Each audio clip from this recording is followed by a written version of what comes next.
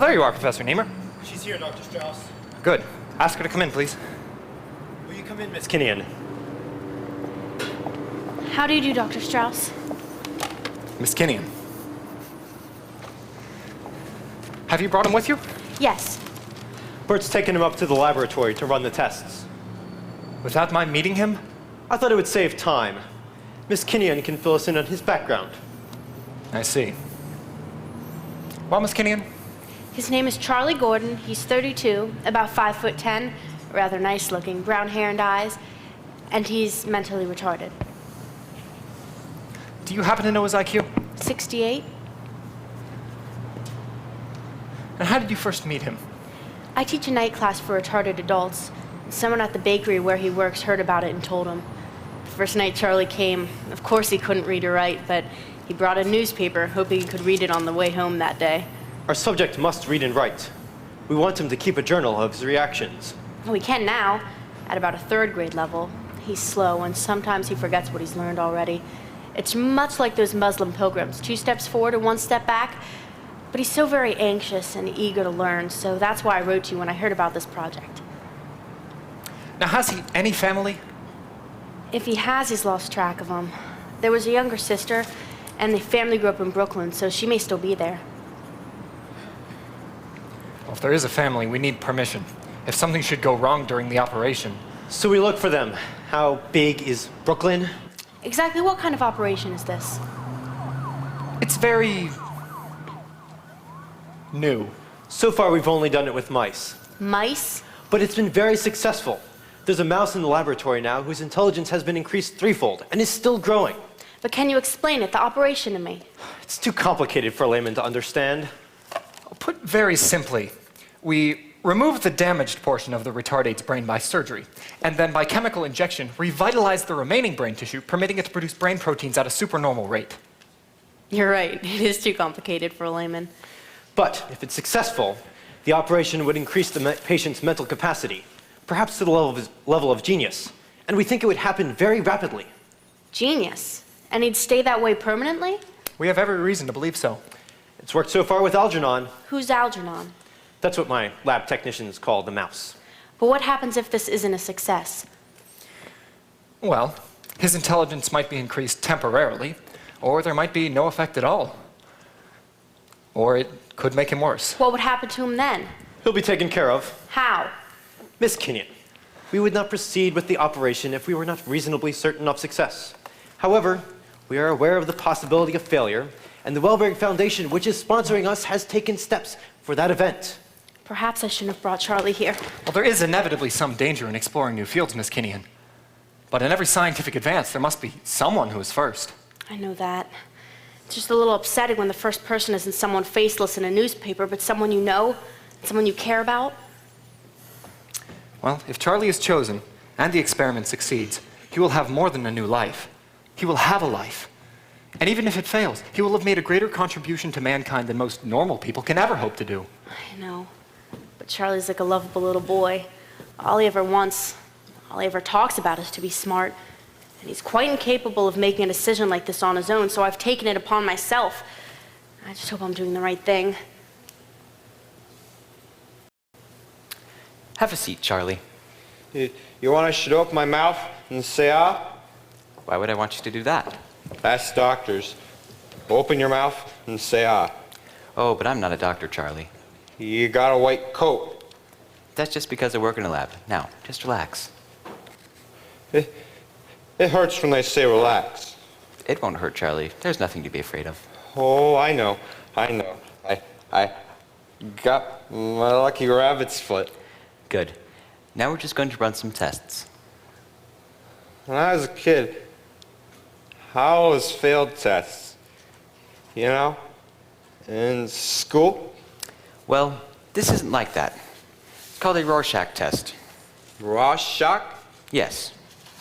What you do is you look at this card, and you tell me what you see. Somebody spilled red ink all over a white card. No, Charlie. People see pictures in these ink blots. Where?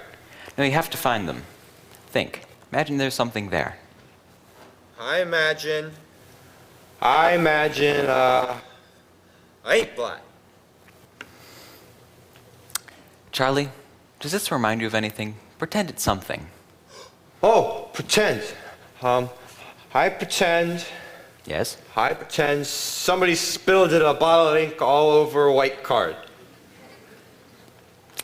All right, let's try another one. Doris, will you bring an Algernon, please? Right away, Bert. We're going to play a game, Charlie. It's called a maze. I don't see no pictures.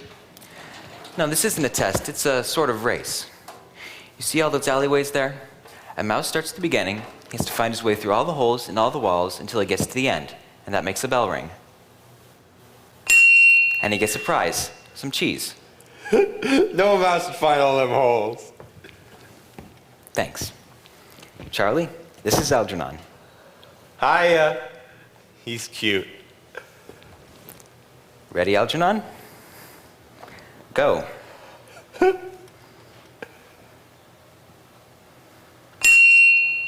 Boy, that's a smart mouse. Would you like to race him? Oh, I couldn't fit in there. No, I'll show you how we do it. Arrangement 2, please. See, on this paper is the same pattern as in Algernon's maze. You take this pencil, and you draw a line from here until the end, but you mustn't pass over any of the printed lines. And who gets to the end first wins. Right. But I don't like cheese. Oh, that's okay. We'll just do it to see who wins. Okay. Ready? Set? Go. But I can't. Go back. Find the way. Oh. I didn't know mice were so smart. Well, this one has had a lot of advantages.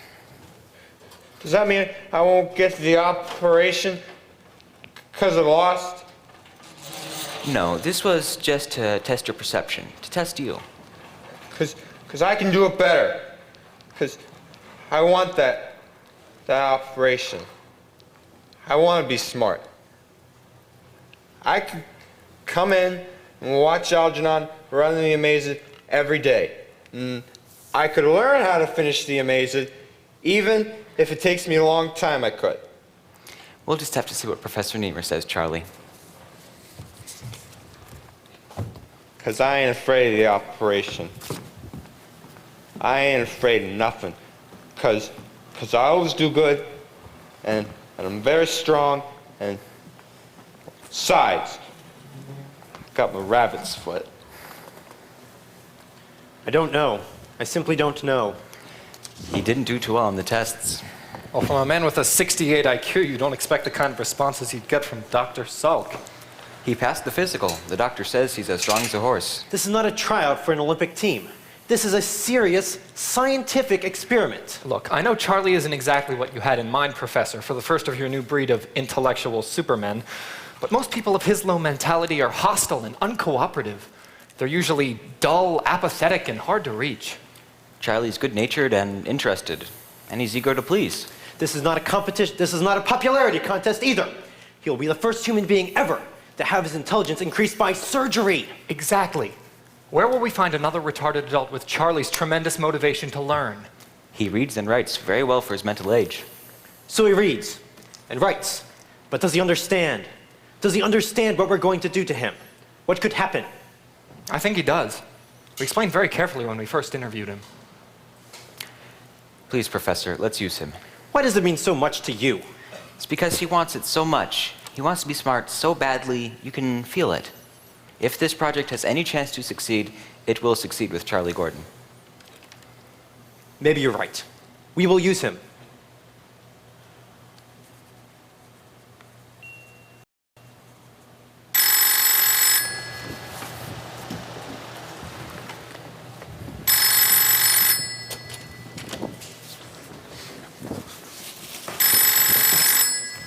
Yes, hello? Oh, Bert. No, I'm just making breakfast. Is it over? How is he? Oh, thank God. Oh, can they tell what effect it had on his mind? I see. When do you think they'll know? Can I come and visit him tonight? Well, can you at least let me know when he can have visitors? Thank you, Bert. Oh, no, thank you so much for calling.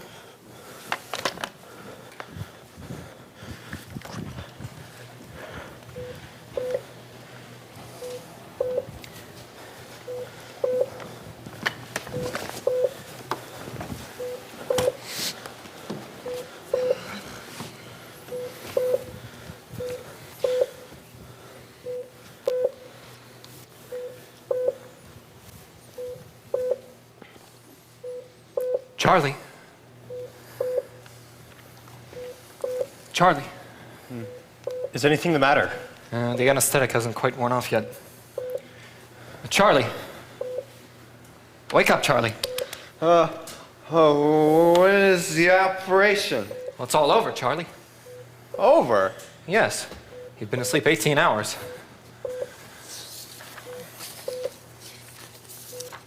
Pulse normal. You done it while I was sleeping? Yes. That's a funny thing to do. Well, we put you to sleep. Oh yeah! I remember. Put that thing on my nose. It smelled funny.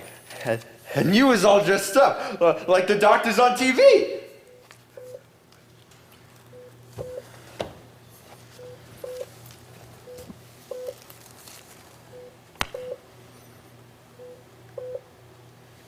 Respiration normal.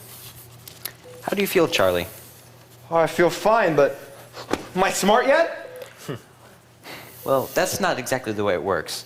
It takes a long time to get smart, and you have to work very hard. What do I need the operation for? So that when you learn something, it sticks with you. Not the way it was before. Oh, I thought I'd be smart right away so I could go back to the bakery and tell my friends how smart I got and talk smart things with them, like how the president makes dumb mistakes and all. Because when you're smart, you have lots of people to talk to and you never get lonely all by yourself all the time. I'd like to check his motor responses. Do you feel able to walk, Charlie? Sure. I can walk good since my operation. I could always walk good. Charlie, see, I brought you a present. Gee, thanks! What is it? It's a notebook. I want you to write in it every day. Write what? Well, we'll call it a progress report. Progress report? Progress report. I want you to put the date on the top, and I want you to write all the things you feel, think about, and remember from the past every day. Well, I don't remember so good. Just do the best you can. It's very important. By reading this, we'll know what's going on in your mind. But I don't know what's going on in my mind, so how can you? Take my word for it. Just do it. Would you take him for a walk down the corridor, Bert? Sure, Doctor. Can I go back to work soon, Doctor? You want to? Yeah. Me and my friends, we have lots of fun at the bakery. Maybe I could visit my mom and dad. My mom always wanted me to be smart. Maybe they wouldn't send me away no more if they saw how smart I got. We'll see. Try to walk now, Charlie. Okay. Hey, Bert. After Algernon's operation, did you have to walk him like this? Do you think we should send him back to work? In a few days. I think he seems perfectly fine. What about the tests? The therapy? The progress reports? Well, he'll have to come to the laboratory after work. Bert can continue the tests, and I can see him for therapy. I think 2 hours a night should do it. And the progress reports will do on his own time. Well, do you think it's too much for him? After all, he's had a serious operation. He may be tired for a while, but I think on the whole, it's better for him to remain in his own environment. We mustn't change his life completely. All at once. He feels at home at the bakery. His friends are there. Doctor, may I change the bed? What if Charlie doesn't want therapy? What if he doesn't want to come in for the tests? Charlie will want to. Besides, we'll pay him. There's money in the budget for that. I suppose you're right. One thing, though. We must warn Charlie not to tell anyone the exact nature of the operation. People might not understand. It might make life even more difficult for him. We don't want his friends acting as though he were some kind of freak. Which, of course, is what we may have made him. That's not a scientific attitude, Doctor. Oh, forgive me. Sometimes I slip back and think like a human being. That's sentimentalizing. What we have done here, if it succeeds, will push forward the boundaries of human nature, human progress, and help untold numbers of people. Yes, of course. It just seems to me that a man's life is a more delicate thing to deal with than a mouse's.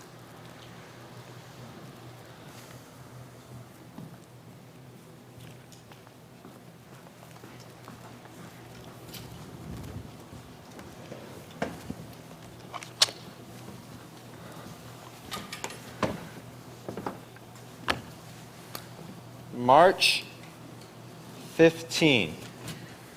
Progress report. Progress report. When I waked it up this morning, I thought that right away I was gonna be smart. But I'm not. Maybe it didn't work and they'll give up on me. At least then I wouldn't have to run the Amazes no more.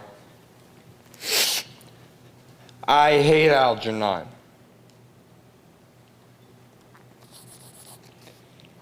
He can't help he's a smart mouse.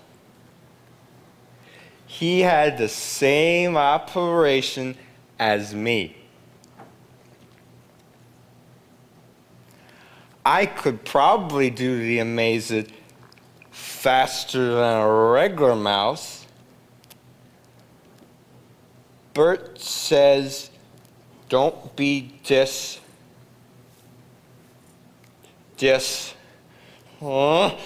Bert says it took a long time before Algernon got smart.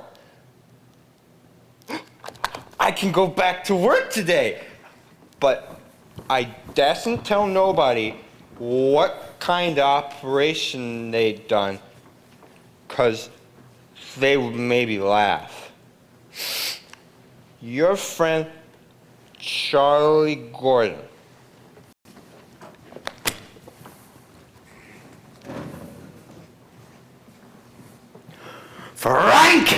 Frank! What'd you do with my class, Frank? I filled them like you told me. How many times do I gotta fill them? No, you went I filled them. What do you do? What is it? What is it already with all this screaming? You're frying away my customers. It shouldn't happen. Miss Donna, with a second baker like Frank, I don't need enemies. What are you doing? Looking for the baker down the street? I filled your rotten eclairs. Yeah, with the lemon meringue pie filling. I keep telling you, Frank, keep your mind on your work. Yeah, what mind? You pulled a real Charlie Gordon there, Frank. You shouldn't say that, Joe. He's one of God's screeches. Gina, make a sign. It should say special. Lemon cream eclairs. There, it's all settled. Well, then what am I going to do with all that meringue? Oh, speak of the devil, it's Charlie. Look. Charlie, darling, you're back. Would you like a cup of coffee and a jelly donut, maybe? Hot from the oven? You look good, kid. Yeah, what'd they do, Charlie? Put some brains in? Look who's got a big mouth. Maybe you need an operation, Frank. You'll put the custard where it belongs. Come on, Frank. I got 6 more birthday cakes. And this time, try to remember birthday is spelled with an I.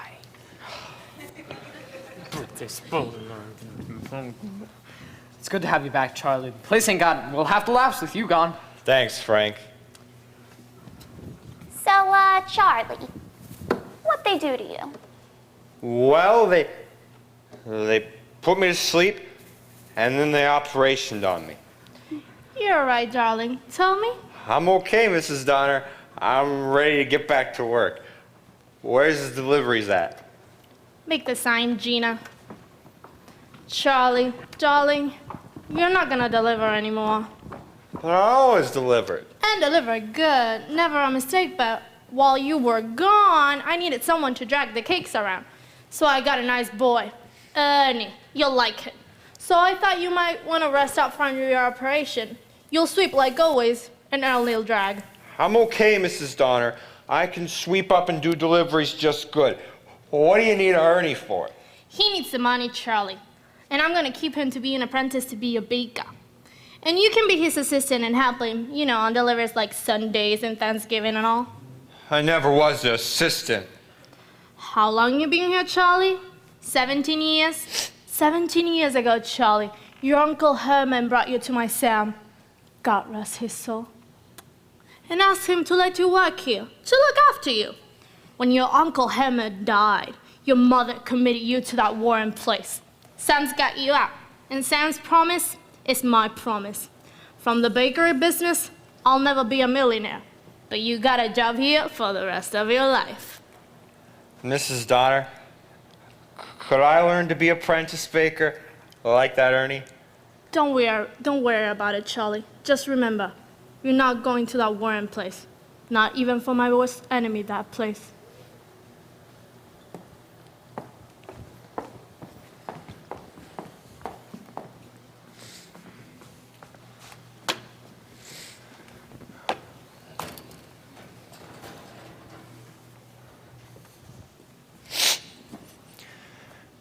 Charlie, you haven't been to the lab in more than a week. It's very important to you and to our work. Do you understand? Don't you want to come to the lab? I don't want to race the Algernon no more. All right. For a while, you won't have to. But you'll have to start going to therapy sessions with Dr. Strauss. What's therapy? Well, Charlie, you come to my office and you just lie down on my couch and you talk about your thoughts, about your feelings, about your dreams. Don't have no dreams. You will. A therapy session is, well, when you feel bad, you talk, and that makes it better. Well, I do plenty of talking already, and I don't feel bad, so why I gotta come to therapy? Because we say so. Now, Charlie, we're loaning you this teaching machine. Machine? If I'm gonna be taught, I want to be taught by Miss Kinnean. Miss Kinnean will be coming to the center to teach you specially, Charlie. Yeah, when? Soon. Meanwhile, you'll use the machine. It works something like a TV set. It shows pictures and talks. I want you to put it on just before you go to sleep. You're kidding. Why should I put it on before I go to sleep? Because we say so, Charlie. Why? Well, what's it gonna do? Just do as you're told. No. Explain me why. He's beginning to question authority. The machine can do many things for your mind. It can teach you things while you're sleepy. And as you're falling asleep, it can make you have dreams, make you remember things from your past. Well, what good is getting smart in my sleep? I want to be smart when I'm awake.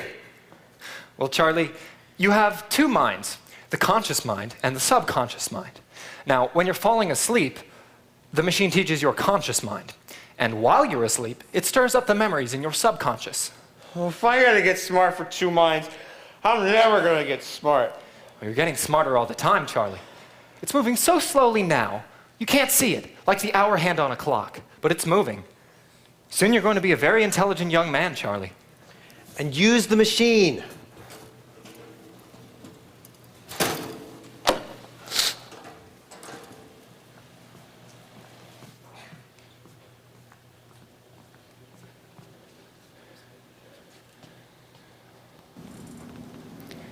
Two times two is 4. I never learned anything 2 times interesting 3 watching is late night 6. movies. 2 times 4 is And they was 8. more fun than 2 you. times 5 is 10. 2 times 6 is 12. 2 times 7 is 14. 2 times 8 is 16. 2 times 9 is 18. 2 times 10 is 20. 3 times 1. 8 times 2 is 16. 8 times 3 is 24. 8 times 4 is 32. How am I supposed to sleep 8 with you times yelling 5 numbers at is me all 50. night? 8 times 6 is 48.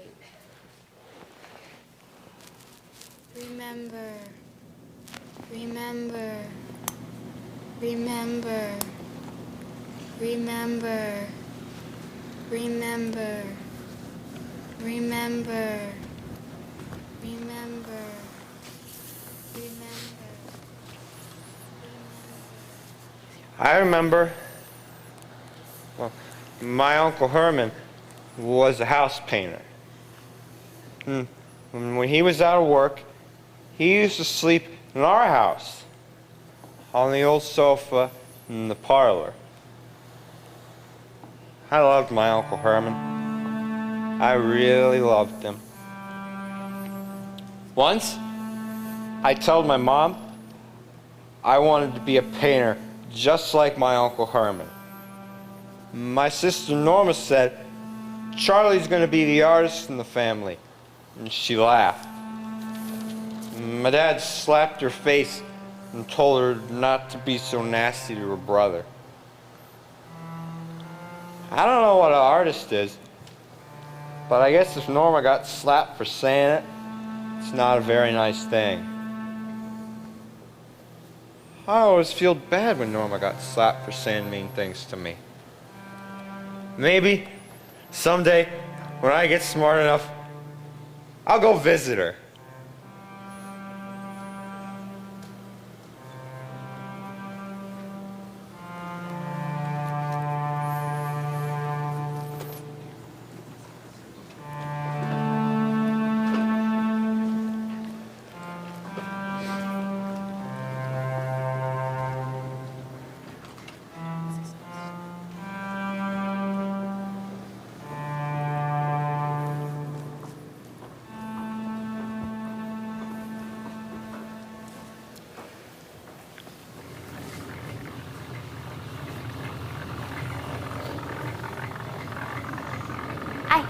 I wouldn't believe it if I seen it with my own eyes.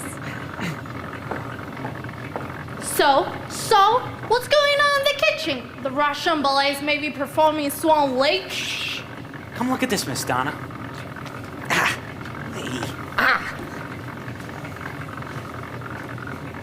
I'm looking, I'm seeing, and I'm not believing.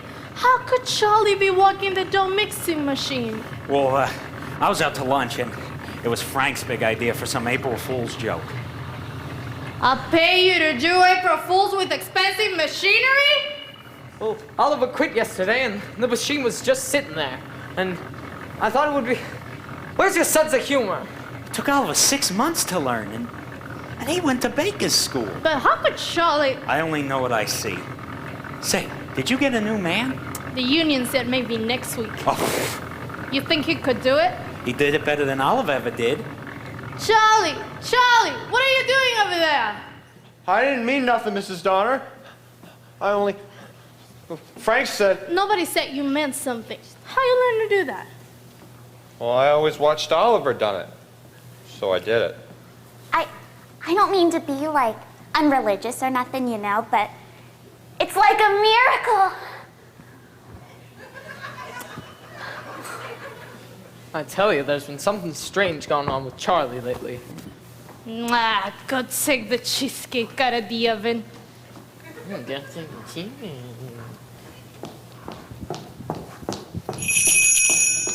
Mrs. Donner, 7 years I've come here already, so I'm free to complain about the noodle pudding you sold me Friday. What could be the matter with the noodle pudding? Too many noodles.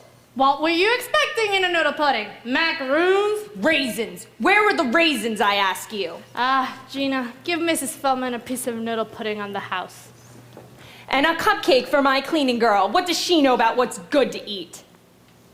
Charlie, I don't know how you've done it, but it looks like you finally learned something. I want you to be careful and do the best you can do. You got a new job and a $5 raise. Well, but I don't want a new job. I like to help my friends, Frank and Joe, and I like to sweep up. Never mind your friends. I need you in the new job. You should want to walk and advance yourself. Well, what's advance? Never mind. For now on, you'll work the mixer. That's advance. Mr. Riley, I want you to meet the new mixer. He was one April Fool joke that backfired.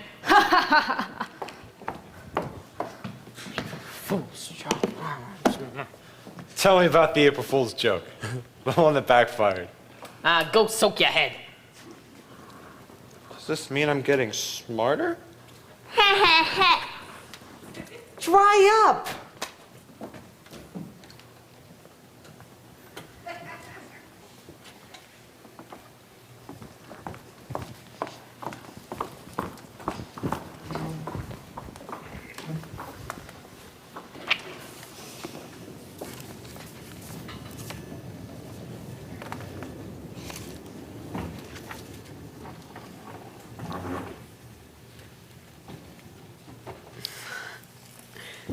What is it?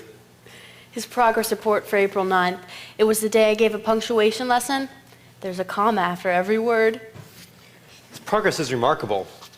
His IQ is all over 100 already. I really think he'll reach 150 in a few weeks. He's going so quickly. I've got him reading novels and history. His arithmetic is almost at a high school level, and in a week or so, he should probably start a foreign language. What's he reading? Robinson Crusoe? And he understands? Oh, yes. He was terribly upset at first when Crusoe was so lonely, but then very relieved when he found Friday. He seems to have a fixation about loneliness. Well, he has always been alone. That's true. What will you give him next? I thought perhaps some of the more modern novels, like Grapes of Wrath or Look Homeward, Angel. Excellent. Our problem will begin when he reaches the college level. He must not be allowed to read any psychology. It will have him thinking about psychological theories instead of his own thoughts and ideas. I'm afraid there's going to be another problem when he reaches the college level. What? Me. I don't think I can keep ahead of him. We'll have to cross that bridge when we have to. It'd be a pity, though. He seems very attached to you. You're almost a mother figure to him. If I wanted to be a mother professor, I would have married and become a mother. Well, Dr. Strauss says he progresses very well in therapy. He's beginning to have dreams. He's remembering earlier days at the bakery, and even some childhood memories. They can't be very happy. It's odd. He remembers events, and he remembers his sister Norma, but he can't remember his parents' faces, or even their names. I keep wondering what kind of people they were. I know perfectly normal people, or people of normal mentality, can have retarded children, but Charlie has such an essential goodness, a kindness to him. How could they have sent him away? He was their child. There are pressures. If it wasn't for his uncle, Mr. Donner, getting him out of there, he would have sunk lower and lower and become a vegetable. What a terrible waste. Miss Gideon! Miss Gideon! I beat him. I beat Algernon. Oh, that's wonderful. I never even known it until Bert Selden told me. And then I got so excited, I lost. But then I beat him 8 more times in a row. That's excellent news, Charlie. I must be getting awful smart to beat a mouse like that. Yes, Charlie. Then Bert let me hold him. I felt bad I wanted to beat him, and I just wanted to make friends and feed him, but Bert wouldn't let me. Algernon is a special mouse, Charlie. When he wants to eat, he has to solve a problem to earn his food. Well, how would you like to pass a test every time you got hungry? Me? I have a PhD. Did you finish Robinson Crusoe? Yeah, I liked it. But what happened to him after? After what? You know, after the story. I don't know, that's all there is. But I want to read more. Charlie, when a man writes a story, he comes to an end and then he's finished. And then he writes another story. Well, can I read that one? Read what? The other story. There is no other story. Here, I brought you some other books. How is everything else going, Charlie? Oh, swell. I got an advance at the bakery. Yes, I know. I read your reports. You read them? Well, yes, let me see how you're getting on. It's funny. I keep writing them, but I never thought about anybody reading them. Or you. Does that bother you? Well, it's like sometimes I write things down in there that are kind of important, and maybe some of those things I wouldn't want you to know. Charlie, you don't have to be ashamed of anything. You're a fine person, and you're going to show them all someday. Show them what? I guess I mean, for a person God gave so little to, you've accomplished more than most people have who have had brains their whole life and never used them. Just don't be surprised if you suddenly realize that not everyone is as smart as you think, or as nice. But people are nice, Miss Kinnean. You and Professor Niemer and Dr. Strauss and my friends at the bakery. They're smart and they're good. They've never done anything wrong to me, and nobody would never do anything that wasn't nice, ever. I'm trying the books, Charlie. We'll stop for today. There's something wrong? No, I've just got something in my eye.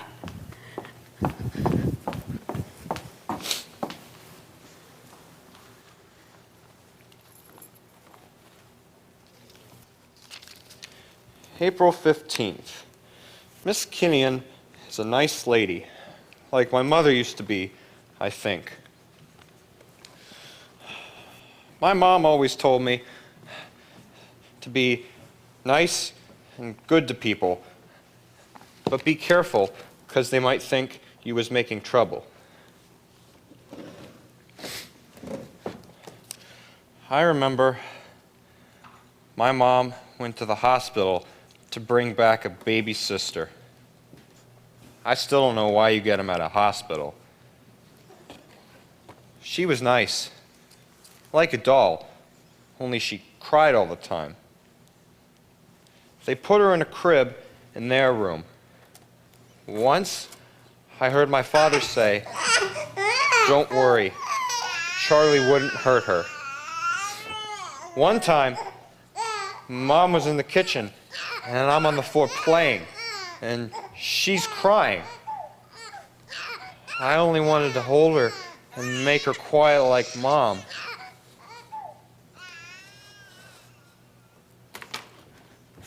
Don't you ever touch her again! You'll hurt her! She's a baby! Mama's precious baby.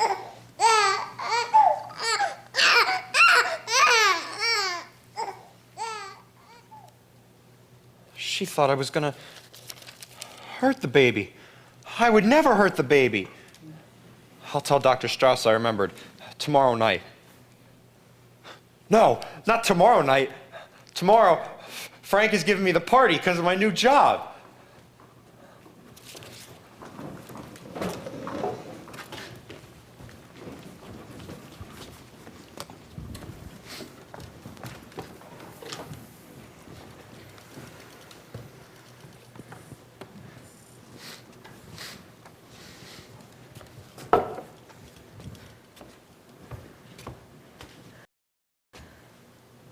Hey, Joe, can you turn on the radio so we can dance?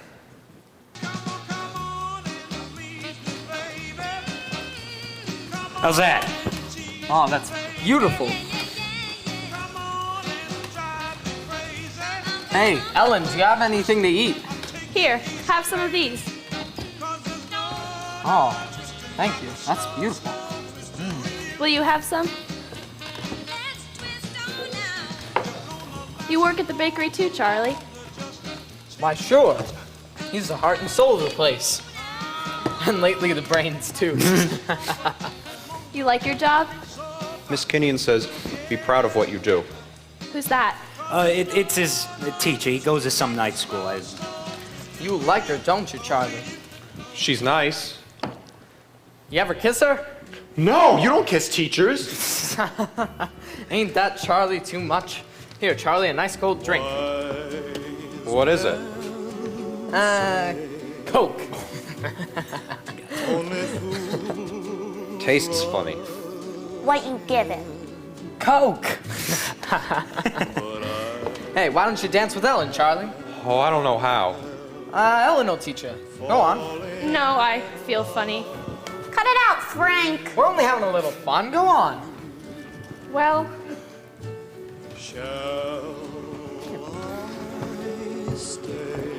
oh, you're doing great, Charlie. Well, this is great. I never danced before. That is enough, Frank. Okay. Charlie, can you do me a favor? Sure, Frank. All right.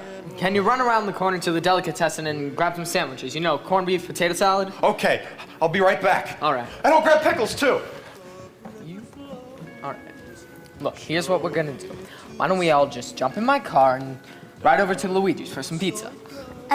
You just sent Charlie for sandwiches. You know I don't eat corned beef. That is not nice. This was supposed to be his party. Oh, come on. You know we can't have any fun while Charlie's around. Ellen, Joe. Huh. There's always a lot of action at Luigi's. Right. Let's go.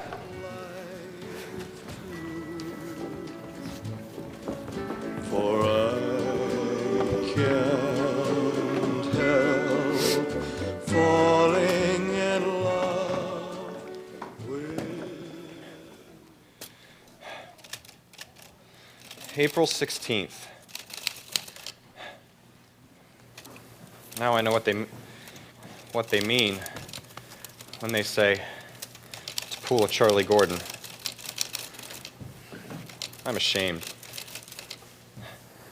I didn't know Frank and Joe like to have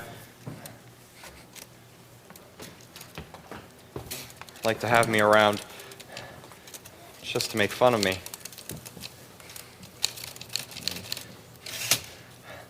I think it's a good thing to find out. Why do people think a dumb person is funny? They wouldn't laugh at a cripple.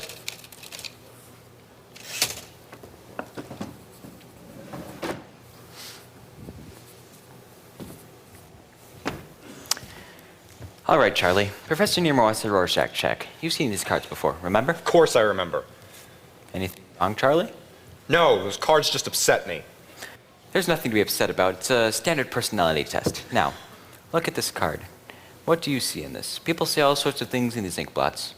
Tell me what it might be for you, what it makes you think of. You mean there are no pictures hidden in the ink blots? What? Pictures hidden in the ink blots! Last time you told me that there were pictures that everyone could see in the ink blots and that I had to find them too. I couldn't have said that, Charlie. What do you mean? That's just what you said. Look, just because you're smart enough to go to college doesn't mean you have to make fun of me.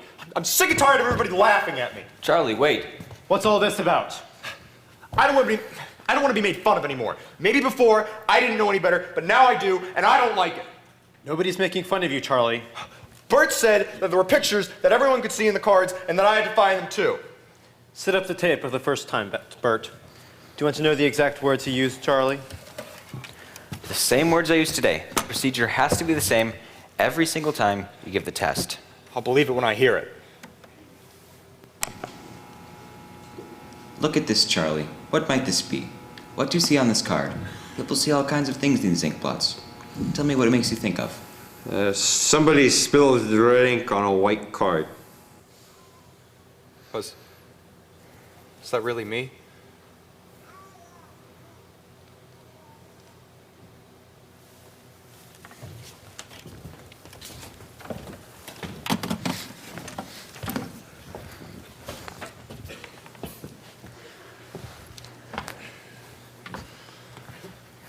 I found a new way to set up the mixing machines that speeds up production. Mrs. Donner was very pleased. She gave me a $10 raise and a $50 bonus, but I don't enjoy working there anymore. Why, Doctor? Why? You tell me. I don't know. They ignore me. No, it's more than that. Frank, Joe, they're hostile to me. I thought they'd be happy for me. I thought they were my friends. It takes all the fun out of this. Why?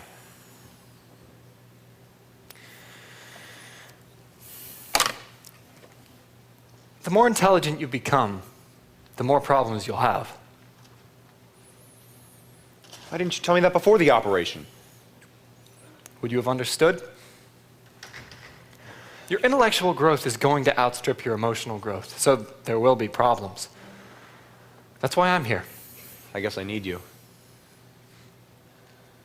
And how are your studies going? Fine. The French, simple. The German, a little more difficult. I'd like to try Russian. Why? Well, I wondered what War and Peace was like in the original. Oh, you liked it in the English. I stayed up all night to finish it. You read War and Peace in one night? Mm-hmm.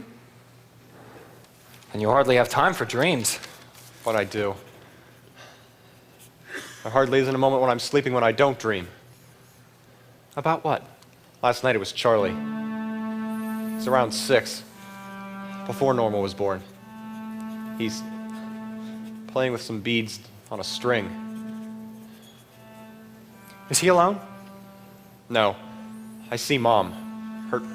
Her hair is up in a bun, but as always, I can't see her face. My father's walking into the room. I recognize his shape, his form, but his face is unfamiliar. He's got a letter in his hand. The specialist sent his report, another $25. Don't tell me about the money. What did he say? The same as all the others. And the principal, he says... I'm not sending her away. He's mine. There's nothing wrong with him. Rose, stop pretending there's nothing wrong. He's normal. He's not a dummy. He can learn like everyone else. Put that thing away. Go play with your alphabet blocks. Stop yelling, you're scaring him. I'm scaring him. Me. He's my son. I can make him. Charlie, are you gonna be sick to your stomach? Go in the bathroom, Charlie. For God's sake, you always do this. Then why don't you help me, Matt? Every day I try to teach him, to help him catch up with the others. He's just slow, that's all, but he can learn like everyone else. Look at him! Look at Charlie, he's gonna be sick! Next September, he's going back to PS13 to do the term's work over again. Why can't you see? The teacher, even the principal, says he's not capable of doing the work of regular class. That teacher, that's the retarded one. Let her start with me again. I'll do more than write the board education. I'll... Sick! Sick! Bathroom! Go to the bathroom! Take him, he's frightened! Keep out of this! He's got to learn to take care of himself. Charlie, you're a big boy now. You'll be punished. I'm not cleaning up. Charlie, you're bad, bad, bad!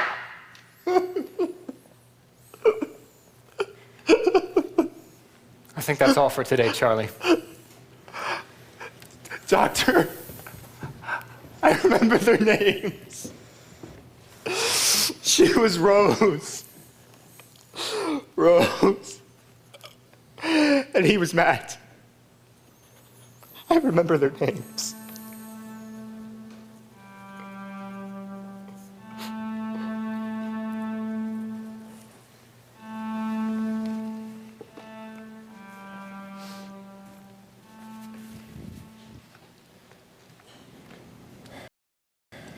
Henry Tudor united the Lancastrian and Yorkist claims to the throne. He was succeeded by his son, Henry VIII, in 1509. May 5th. All three of I haven't Henry's written the children, progress report Edward VI, Mary I, in 2 and weeks. Elizabeth I, were And rulers Professor of Niemer is England. furious. Henry Tudor united the Lancastrian and Yorkist claims to the throne. You're too loud. He was You work just as well when you're subliminal.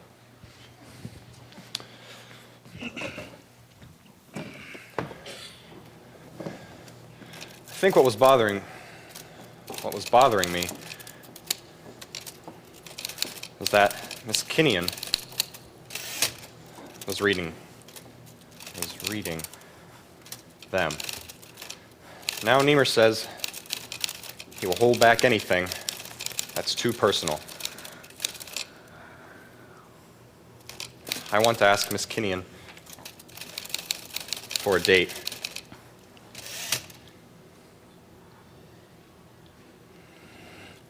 I want to ask Alice for a date.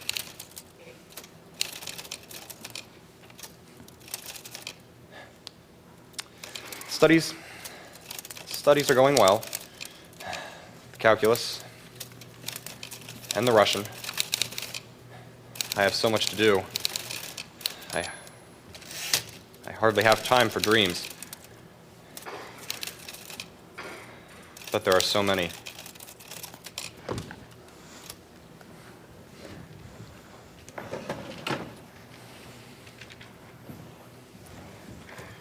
I can see my parents' faces now.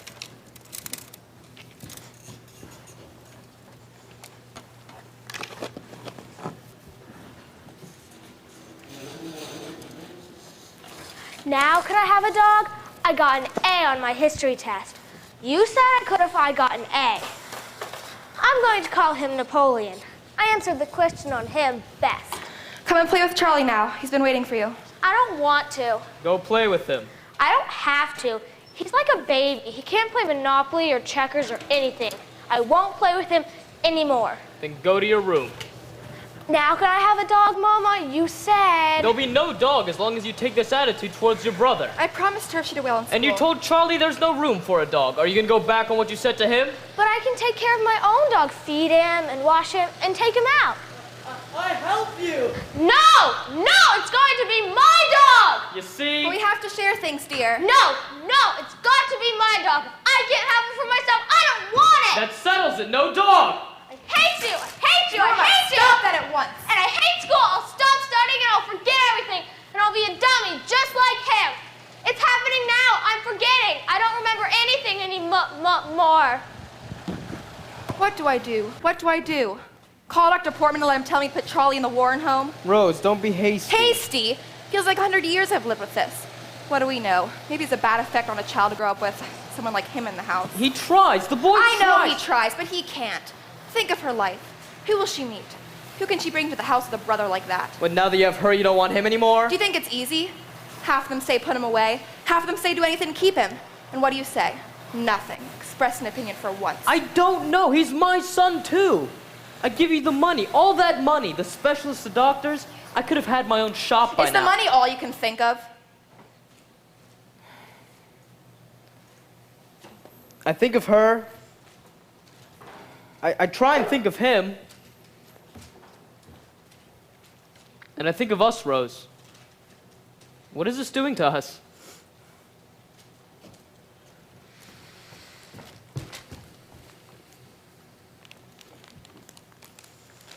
Matt, I cannot stand much more.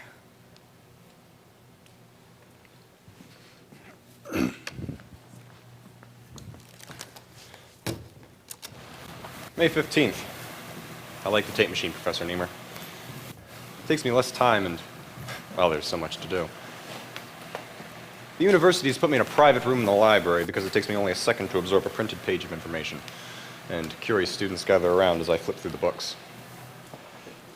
Now I'm doing entomologies of ancient languages, more modern works on the calculus of variations, and, well, Hindu history.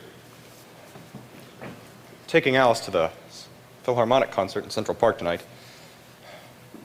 Why am I so nervous? Mama! Mama! Charlie's bothering Peggy and me. Make him go away! Alice is an extremely attractive woman. There's nothing wrong. She's not married. Mama! Mama! Charlie's bothering Peggy and me. Make him go away! You keep away from your sister's friends! 3 blind mice, see how they run. You hear me, Charlie? You got to keep away from girls. You go near a girl, I'll put you in a cage for the rest of your life. You hear me? Charlie, you hear me? I hear ya! They all ran after the farmer's wife. She cut off their tails with a carving knife. Did you ever see such a sight in your life as 3 blind mice?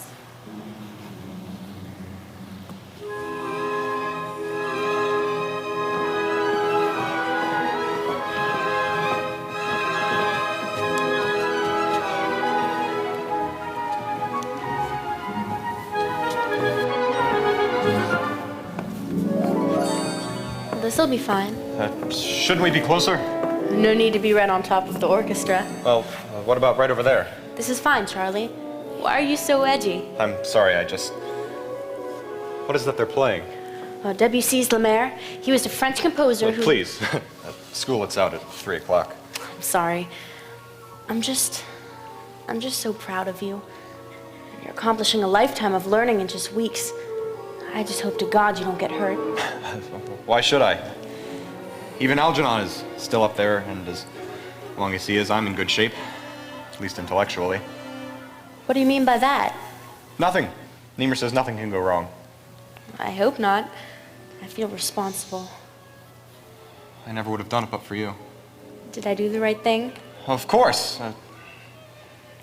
Alice, I like you. I like you too, Charlie. Alice, why can't I put into words the way I feel? Don't, Charlie, not yet. Why can't I trust myself to say that I shouldn't have come here. I have no right to put this on a personal, emotional level. You've got obligations, Charlie. Not just to Dr. Strauss, Professor Niemer, but to the millions that may follow after you. But I'm not something in a test tube. I'm a man, 32 years old, and I must be able to love. Wait, Charlie, finish your studies. You're changing too fast. My feelings for you won't change just because I'm becoming more intelligent. But you're changing emotionally, too. And up till now, I've been your teacher. So you're bound to think you're in love with me. You're saying that little boys always fall in love with their teachers, and that emotionally I'm still a little boy. That is not what I said. Then why? Charlie, don't push me! Every week you're a different person. When you mature intellectually, we may not be able to communicate. And when you mature emotionally, you may not even want me anymore. I've got to think of myself too, Charlie. Alice, look at me. Are you pretending I'm not there? No. I'm trying to pretend that I don't care that you're here. But I do.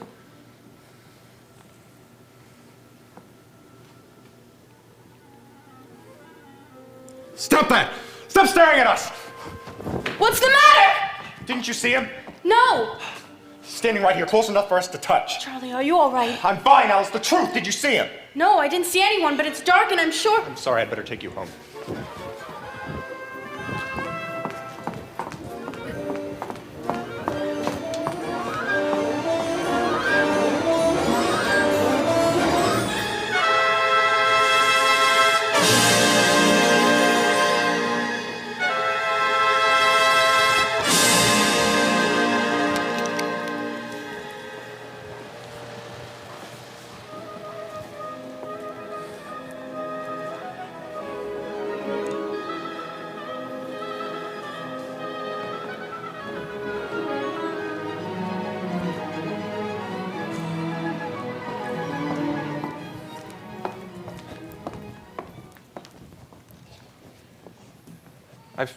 I've tried my best to do a good job. I've worked hard. Nobody's saying you work, Charlie, but something's happened to you. I don't understand. Not only me, everybody. This whole place is inside out. Nobody can keep their mind on the work. But last night I had another delegation from the staff. Charlie, I gotta hold my business together. I gotta let you go. But where? Where will I go? You know as well as me, you don't need to work here anymore. I never worked anywhere else. Let's face it, Charlie. You're not the Charlie that came to my son 17 years ago. You're not the 3 months ago Charlie. You haven't told me, I don't ask. It's your business. Maybe a miracle, who knows?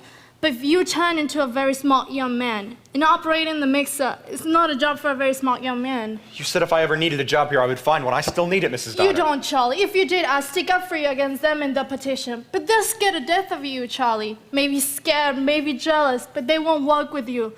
Charlie, all I got is my business. Come and say hello sometimes, Charlie.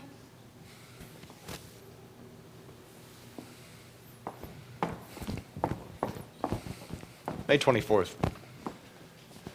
If they put Algernon back in the big cage with the other mice, what would happen?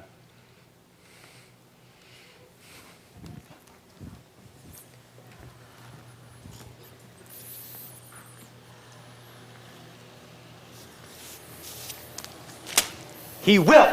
He will. I've already informed the convention committee that we will present the paper at Chicago. You're wrong, Harold.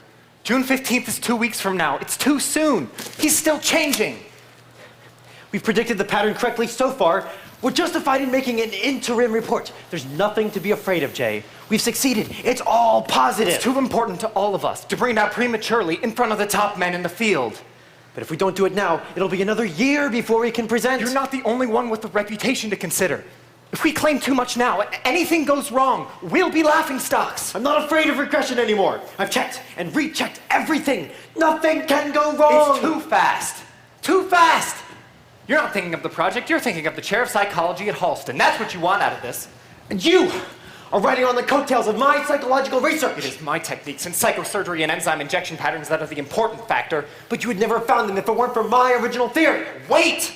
What's the rush? You're like a child that can't wait to open a Christmas present. I am not a child.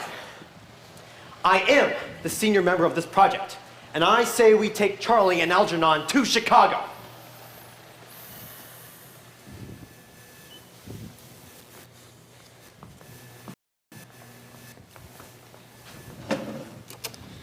June 7th. I hate the nights after the university library closes. Since I left the bakery, I have nightmares constantly. Last night, I walked all over the city just so I wouldn't have to come home and sleep. Alice has left messages for me all over. I can't call her.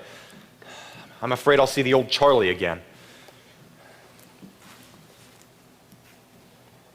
She'd be at the school still.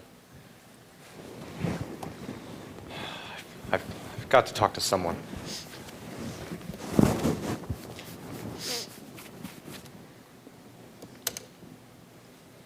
You're a nice machine. I like talking to you more than I like talking to Dr. Strauss. Seems he doesn't have an erase button.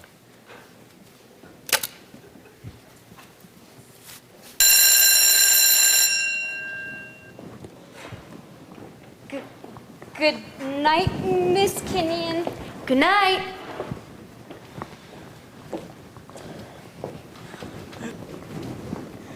Look, Bernice! It's Charlie! Hi, Charlie. That's a nice suit. Hello, Bernice. Alice! Miss Kenyon. Why ain't Charlie been coming to school lately? You coming back, Charlie? No, this is purely a visit to stir old memories. Gee, you talk like a big shot now, Charlie. Good night, girls. I'll see you tomorrow at 6. Night, Charlie. Night. Slumming? I had to see you. Now, after all this time at this place, I know those girls are only poor retarded creatures who don't matter, but your coming here could upset them and could set back all the work that I do with them. You're overreacting. It wouldn't affect them that much. You've changed, Charlie. With all that you've gained, you've lost something that you had before. A kindness. Charlie, you had a smile. An empty, stupid grin. No, a warm, real smile, because you wanted people to like you. And now, with all your intelligence... All right, I've changed. So what? I don't have to take the same kind of crap I've had to the rest of my life. People have not been bad to you. What do you know about it? The best of them, they've been smug and patronizing. You put me in that category too, I suppose. Don't be stupid. I might guess I must seem rather dull-witted to you. What do you mean? You are destroying my self-confidence. I phoned you after the concert, not once, a dozen times. And I have never phoned a man before. You didn't even answer. All right, Charlie Gordon. I may not be as smart as you are, and I try to pretend I understand what you're talking about, but I don't know about cultural variance and neo-Boolean mathematics. You make me feel slow and dense, and I have to remind myself that I'm not losing my intelligence. You're just moving forward so quickly, it just looks like I'm slipping backward. Look, must we talk here? May I take you home? No. Alice, I need someone to talk to. When I needed someone, where were you? Look, it's not you. It's me. It's the way I feel. What about the way I feel? I don't care if your IQ is 185 or has it gone up since the last time I saw you. You don't understand me. How I feel, what I feel, or why I feel. I just don't want to see you or talk to you now, Charlie. I'm sorry. I don't want to upset you. You've got to go to the convention, and you'll be under a strain. But you'll have to see me there at the convention. No, I'm not going. I called Professor Niemer and told him today. There'll be interesting, intelligent people there that you can really talk to, and you'll be in the spotlight. But you've got to come. Whatever I've achieved, you've played a big part. No, I'll be in the way. No matter what you say, I know that's how I'll feel. But... No, Charlie, no more. We both need time and distance to think out whatever this is, so if you don't mind, I'll stay home and hang on to my splintering ego. Have a good time, Charlie. There's my bus.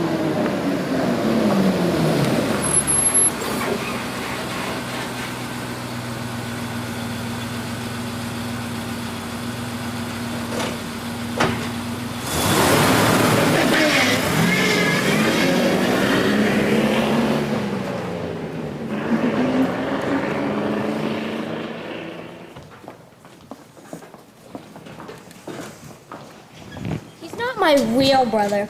My mama told me. He's just a boy we took in because we felt sorry for him. How silly. Charlie doesn't really belong here.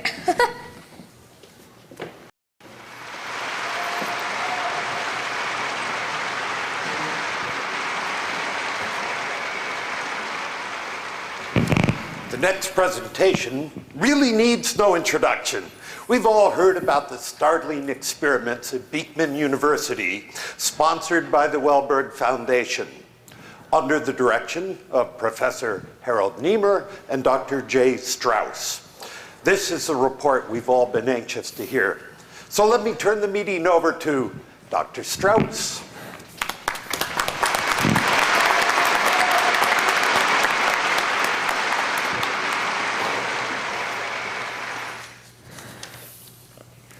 Ladies and gentlemen, this is a great moment in my life because... That chairman, why didn't he just say, step right up and see the sideshow?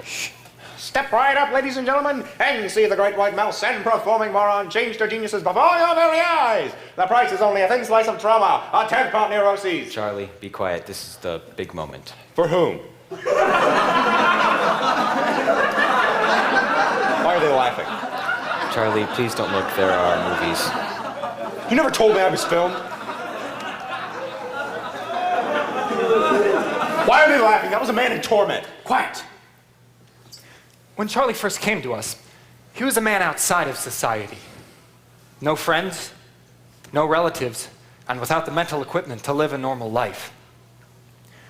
With no past, no contact with the present, and no hope for the future. It might be said that Charlie Gordon did not really exist before this experiment. Now may I present to you my colleague, Professor Harold Niemer.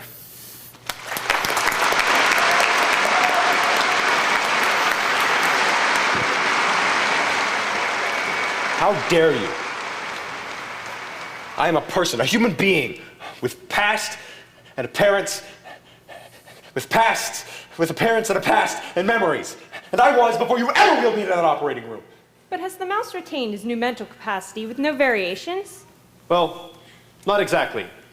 At the peak of his intelligence so far, Algernon occasionally varies. Sometimes he refuses to do work.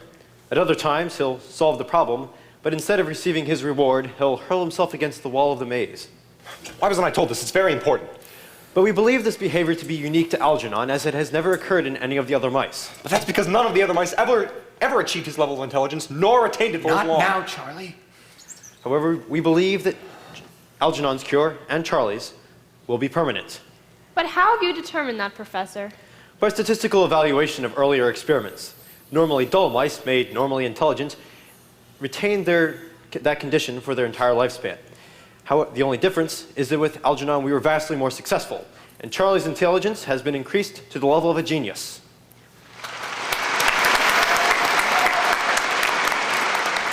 That doesn't prove anything. Your conclusions are premature. What do you mean? Well, it's one thing to hold a minor increase in intelligence for a lifespan, but in a case where the intelligence has been enormously increased, the waiting period must be extended. We've gone up faster, so we may come down faster. Way before the end of the lifespan. Now, in place of an empty shell, a burden on the society that must bear his irresponsible behavior, we have a man of sensitivity and dignity, ready to take his place as a contributing member of society. You really don't know if Algernon's intelligence and mine are permanent, do you? I'm not sure. On what you say, you may have spotted a mistake. Sorry, Doctor. It's just my superior intelligence. And now I should like you all to hear a few words from the man himself, Charles Gordon.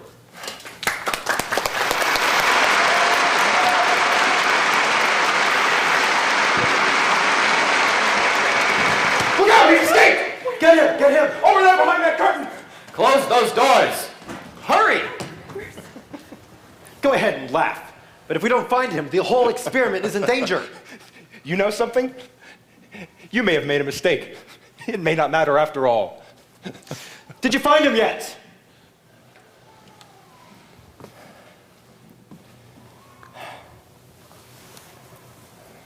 Well, I just thought we'd go off together.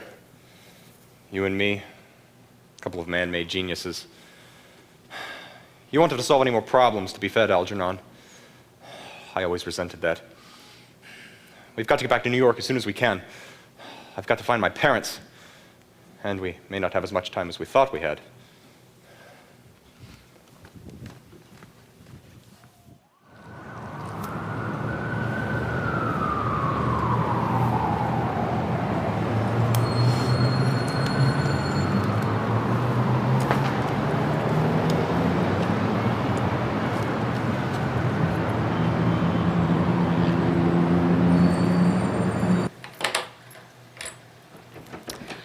Oh, it's the most charming of all my efficiency apartments, Mr. Gordon. 3 flights up so you get the sun every afternoon from around 2 to 2:30. Ill faith, Mr. Gordon, you won't find anything like it in the city of New York. Or anywhere else, I bet. Well, go in there and look at your cozy roomette with your bed, and on your way, the magnificently efficient Pullman kitchen. You make it sound like when I wake up in the morning, the whole place may have moved to Denver. Whoa, I see you're having a little joke there. You're not an actor, are you? No. Good. I don't rent to show folk. They bring bugs. Well, the whole thing is yours for only $115. $115? Well, it's not just the apartment you're paying for and the furniture, nearly new. Well, it's the neighborhood you're paying for at the price of living at 10th Avenue and 43rd Street. Well, it's near the library, at least. Oh, you read? Yes.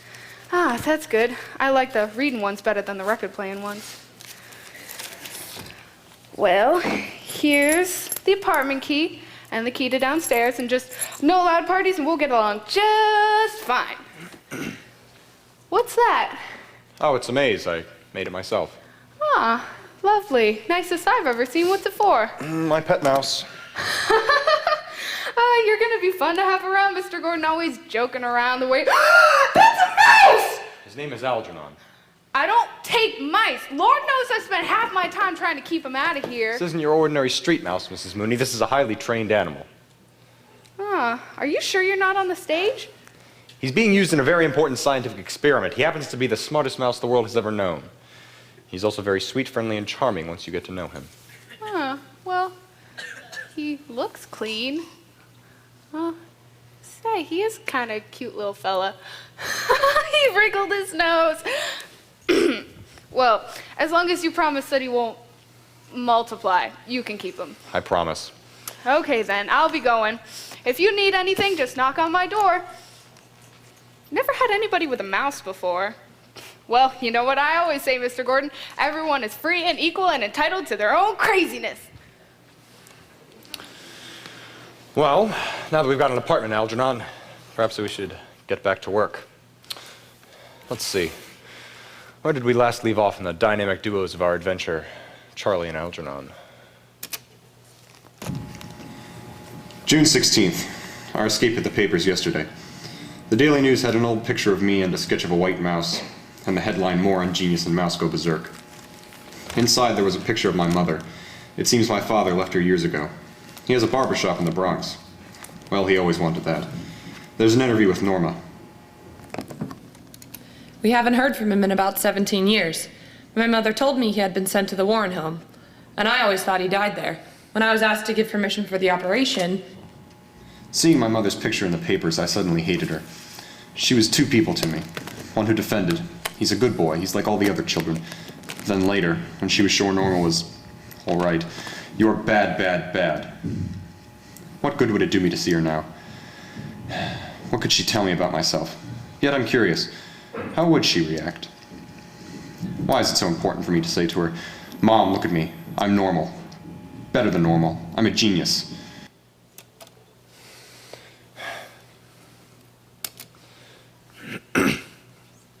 June 22nd. Perhaps it would be easier to start with him. It should be simple enough to find a barbershop in the Bronx.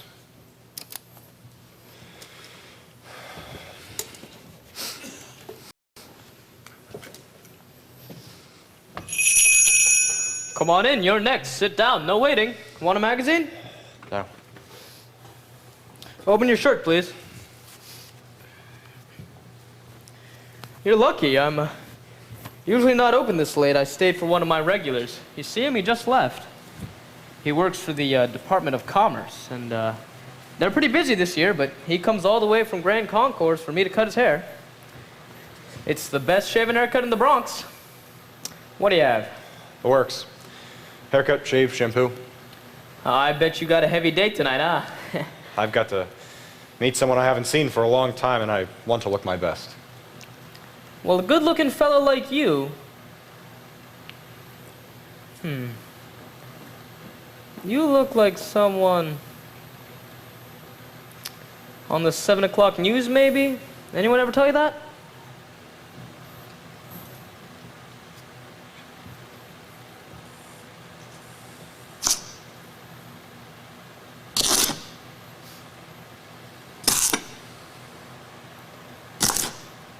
Three blind mice, three blind mice. See how they run, see how they run. What's that sound? What are you doing? dropping the razor.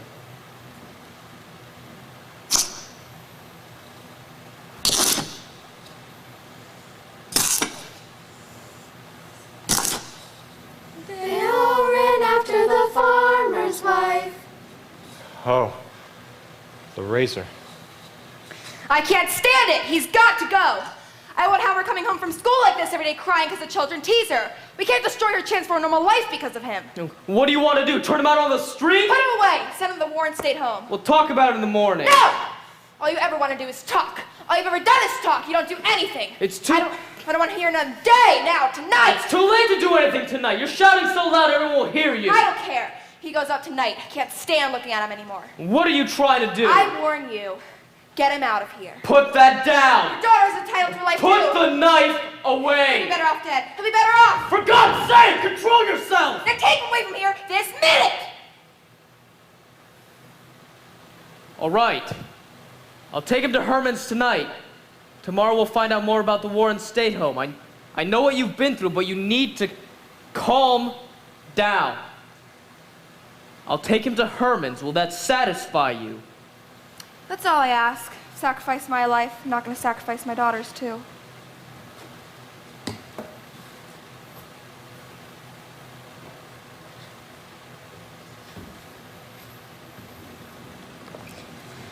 They all ran after the farmer's wife. She cut off their tails with a carving knife. Did you ever see such a sight in your life as three blind mice?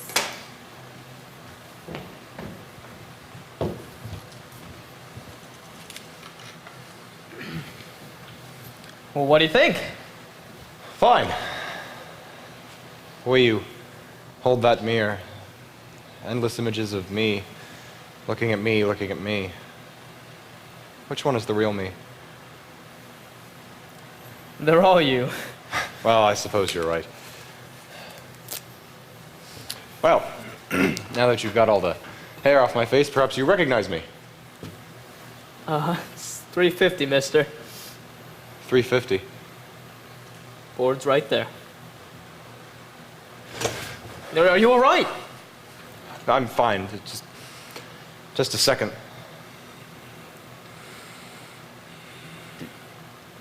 Do I really know you from somewhere?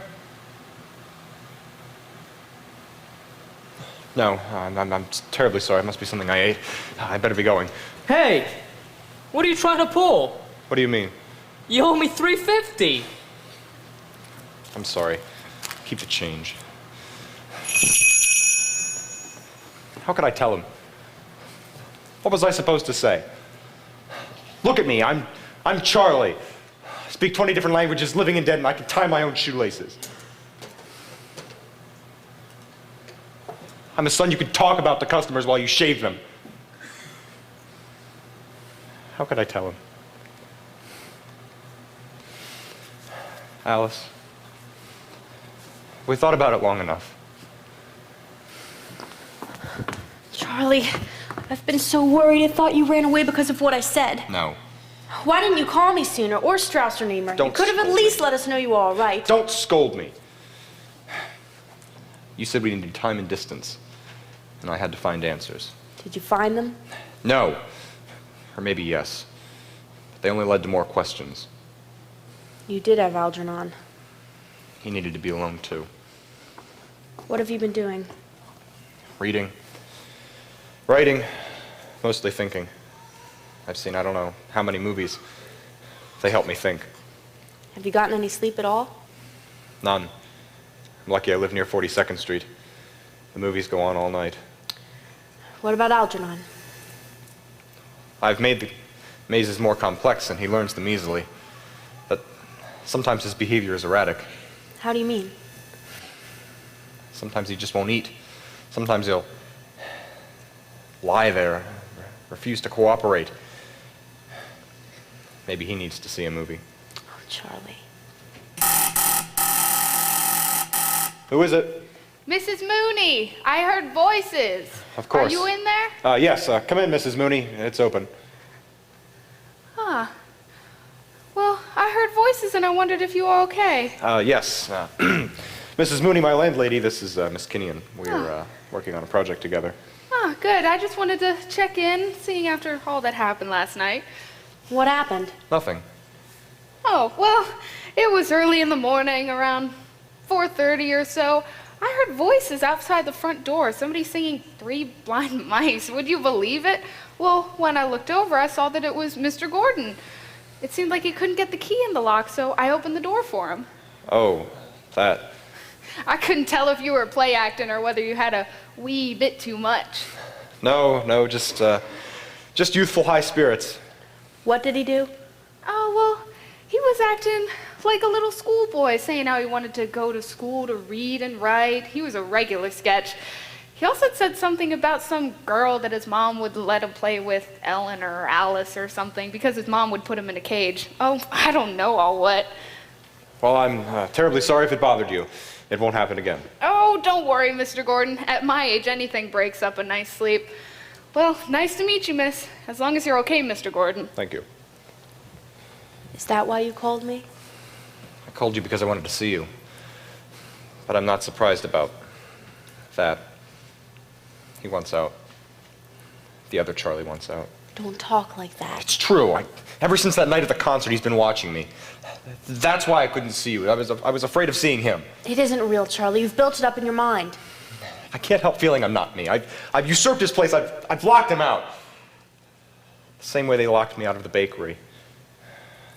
What I mean is, Charlie exists in the past, and the past is real, so he exists.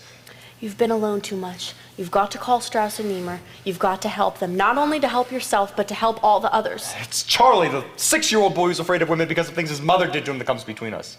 Charlie, there are 5 million retarded people in America, and more will be born. With your knowledge, your intellect, your particular condition, you can help them more than anyone. It's funny. All these months, while I've been growing intellectually, I still have the emotional wiring of the child like Charlie.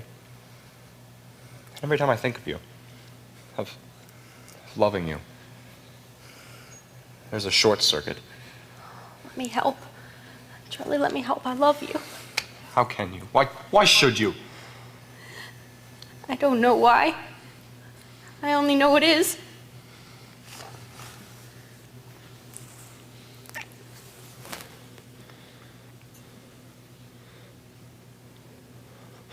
No! Charlie!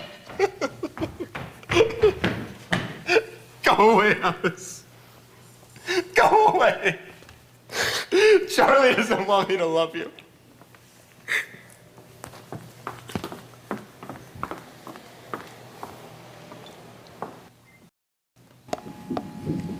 July 2nd. A terrible thing happened today. When Mrs. Mooney came up to clean, Algernon bit her. I've warned her before not to play with him, but sometimes she brings him food. Today he bit her thumb and hung on until I could shake him loose. I have to get him back to the lab. He still learns new problems, but his performance is frightening. There's a terrible sense of urgency in his behavior. I'm going to call Professor Niemer and ask to be allowed to work on the project. So it was fear that drove him back to us. Well, that's what motivates most people. Although in Charlie's case, I think there is a strong desire to help. Well, I don't suppose we should say anything about his disappearance. At least we have him and the mouse back. Exactly. Without them, we have nothing. And let's face it, Charlie is in control now. Why? He's smarter than we are. Besides, the Foundation says let him do what he wants. Give his work priority. And the Foundation pays the bills. Yes. Everything's against us, Harold. Money and brains. Where's Charlie? Doris has taken him up to the lab to fill him in on equipment and procedures. And the mouse? I ran some tests. He's forgotten a lot. He's solving problems at a much more primitive level. In what way?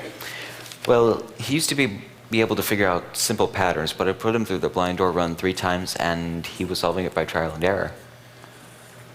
Do you think it's because he's been away too long? It could be. We'll just have to see how he works tomorrow. I've just seen the freezer and the incinerator. Good afternoon, Charlie. Welcome back. Excuse me. How are you, Dr. Strauss? Professor Niemer? Glad to see you. That's how I am. I suppose I should apologize. Oh, nonsense, Charlie. If we didn't understand, who would? We're glad to have you working with us. Thank you. Doris just explained you simply freeze the specimens and dispose of them in the incinerator. We have to. It controls odors if we... Not Algernon! I mean, look, if... When he... Give him to me. I'll take care of him. From now on, Charlie, you can have anything you want. I want to get to work as quickly as... What plans have been made for me? What do you mean? I'm on staff now. It means I have a right to know everything pertaining to the experiment, and that includes my future. It's taken care of. But in the possibility, the case that I regress... We have the highest hopes of permanence. We still do. We definitely do. But if I lose it all, what will happen? Charlie, there's so much to do. Answer me! There's no way of knowing whether you will go back to the same mental level. Experiences after the operation may leave their mark on you. Emotional disturbances, there might be a regression to an even more primitive level of functioning. That's letting me have it. You wanted it. I did, so what happens to me in that case? You'll be taken care of. How? It's arranged. Tell me how. You will be sent to the Warren State Home and Training School. Warren! The foundation has agreed to pay the bills, so long as you live. Your sister agreed to it. I'll bet. Why there? Why Warren? Mr. Downer got me out. Why do I have to go back? If you can take care of yourself, you won't have to. But we had to make provisions for you, just in case. Tell me, would it be possible to arrange a visit to Warren? Look it over as a visitor? It could be arranged, but why? Charlie, please don't. I want to. I've got to figure out what might happen to me while I've still got time to do something about it. Please arrange a visit. If you insist. Don't be upset, Doctor. At least it's not the incinerator.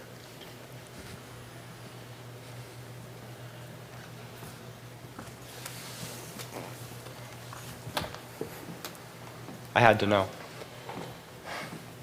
The total meaning of my existence involves knowing all the possibilities of my future, as well as those of my past. Where I'm going as well as where I've been. Although we know the end of the maze holds death, I now see it is the path that I choose through the maze that makes me what I am.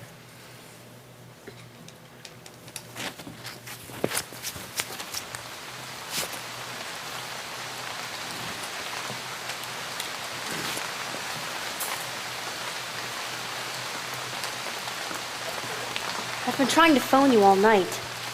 Just since 7. How do you know? I got home at 6. The phone's been ringing since 7, and I haven't been answering. Sitting in the dark, pitying yourself? Thinking. Have you been at the lab at all today? Till about 11. Then you know about Algernon? I know he won't eat. I know Bert is force-feeding with an eyedropper. I know that when I saw his own little arms and legs were tied together with those bands, I felt my arms and legs were tied together. I know I've got to stop sympathizing with him. Have you eaten anything? Checking. That's not what I meant. Can I make you some coffee? No. We were all so worried, Charlie. What did you do all day? Sightseeing. Sightseeing? Well, nice rainy day. I thought a drive in the country might do me good. And just to have some place to go, I decided I would travel to the Warren State Home. Today?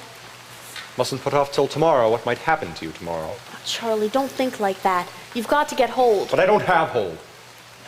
That's the problem. I just do what I think best till the chromosomes sort themselves out and tell us what's going to become of me. How was it? Warm? Practically a country club.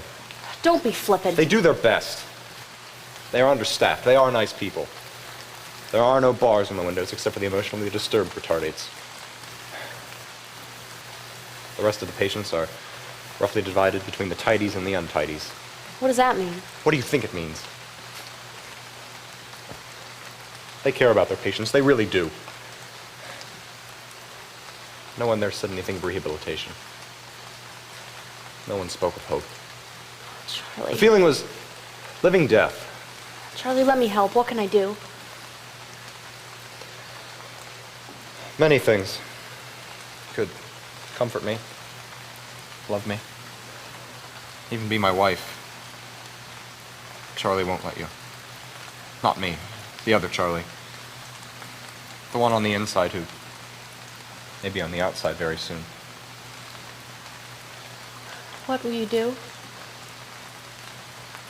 Work. As hard, as fast as I can.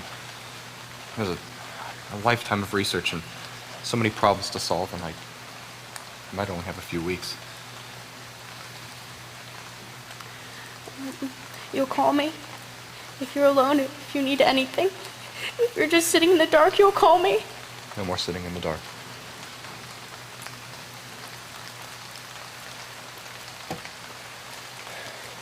July 11th. Note for Bert for the computer on the derivative of intelligence.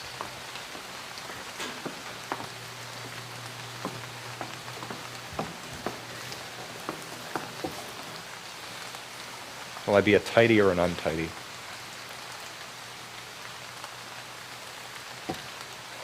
Note for Bert for the computer on the derivative of intelligence.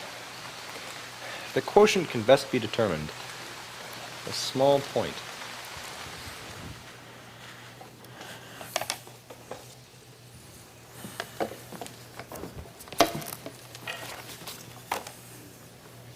What's that? More of Charlie's notes. How many days' work is this?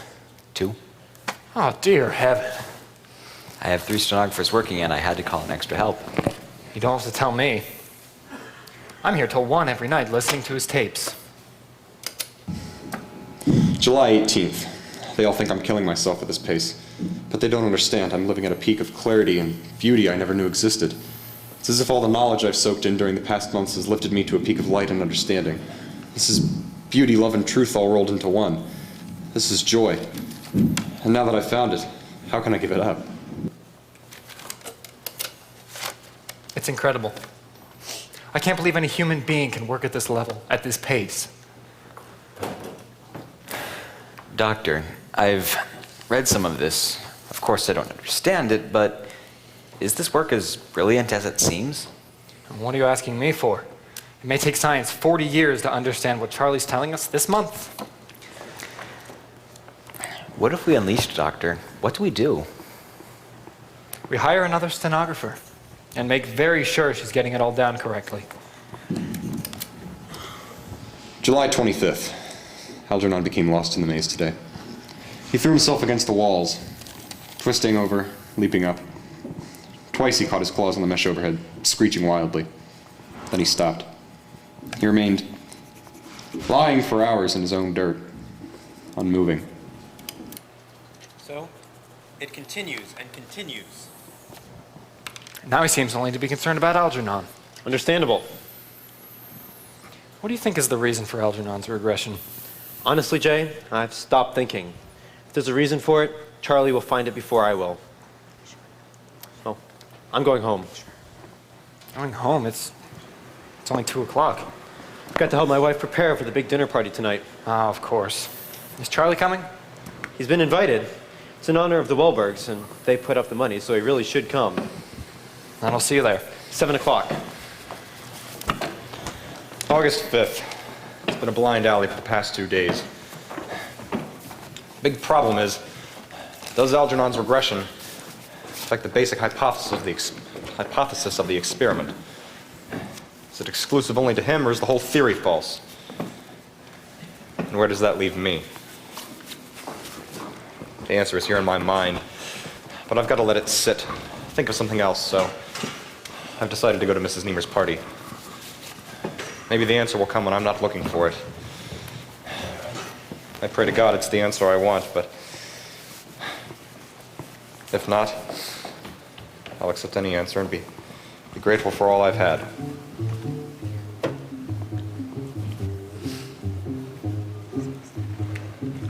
Thank you for inviting me to the party, Mrs. Niemer.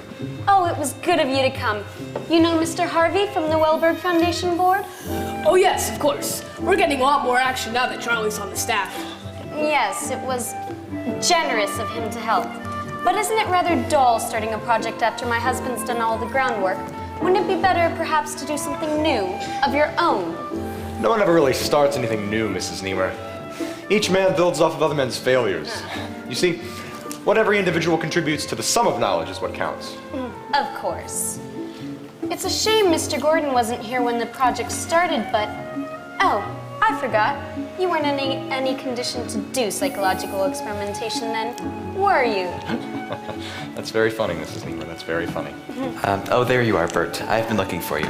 Somebody wants you to meet. Excuse me, Mrs. Niemer. I thought you were about to lose your temper. Wasn't losing it. I was just going to throw it away. That's a no-no. Mr. Harvey's on the board. But why was she riding me? She's being a wife, reminding her husband's boss just how much work he's doing. Why are you so tense? Don't ask me why I'm tense. If I knew why I was tense, I wouldn't be tense.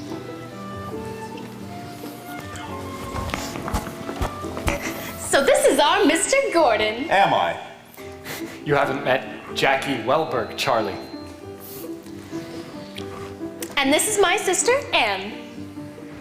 We've just been talking about money.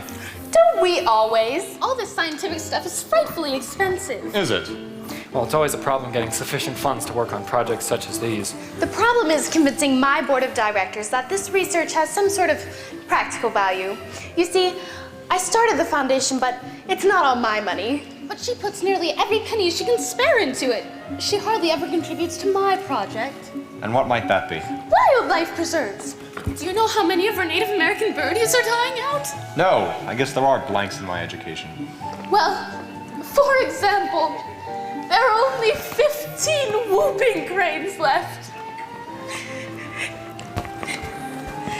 I just wish, Jay, that when we start a project like this, we could be more certain of the results. Well, no one can ever know about the results of a project in advance. And while the results are often negative, that's important to the next researcher, who at least learns what not to do. But so much money! I mean, I'm delighted for Mr. Gordon.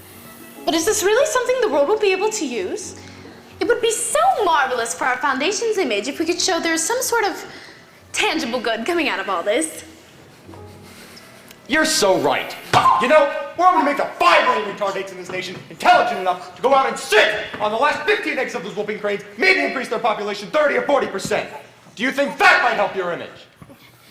Jackie, won't you come and try some of these marvelous cheese things I have over here? I know this simply wonderful woman who comes to your house with all of these pots and pans and works just miracles in your kitchen. Just who do you think you are? Now really isn't the time. Insulting Miss Wellberg. You are indebted to them, if not to us, in more ways than one. Since when is a guinea pig supposed to be grateful? Do you think you were better off before the foundation became interested in you? In some ways, yes. Nobody here cares about me, the real Charlie Gordon. Whether he's a moron or a genius. Except insofar as it affects your work. Well, I've served your purposes, and now I'm trying to correct your mistakes, but don't ask me for gratitude. You want to feel sorry for yourself, go ahead. But don't expect me to feel sorry for you. The experiment was calculated to raise your intelligence, and it did. We had no control over your development from a likable, retarded man into an arrogant, self-centered ingrate. You wanted someone who'd be made intelligent enough to be kept in a cage when you felt like taking some bows. We did everything we could for you. Except treat me like a human being. I'm a person now, and so is Charlie. Before he ever walked into that lab. But you doctors and you PhDs, you all think that just because somebody has an IQ of under 100, that we're that we don't matter. But we do. We? Yes. The other Charlie's here. Still here. He's out of his head. He's talking as if there were 2 of him. No, sometimes he sees himself as he used to be, as a separate individual. As though the old Charlie were still struggling for possession of the body. He's not struggling! He's just waiting. Should I take him home? Before I was operations, I had lots of friends. Mrs. Dyer. Now I ain't got nobody. Come on, Charlie, let's go home. What'd I say? I say something wrong. My mom always taught me if you was nice to people, you have lots of friends. Come on, Charlie, go along with Bert. Sick. Not here.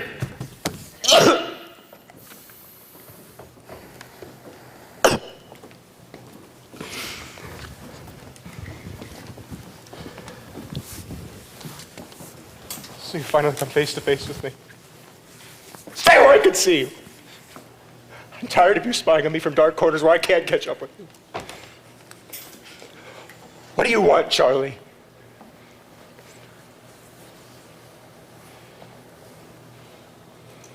You want these, don't you? I don't blame you. It's your body and your brain and your life.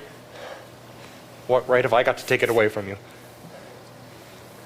Who's to say my light is better than your darkness? Go away, Charlie. I'm not your friend, I'm your enemy. I'm not giving up my intelligence without a struggle. I'm not going back down to that cave without a fight. There's no place for me to go now, Charlie. So just go away.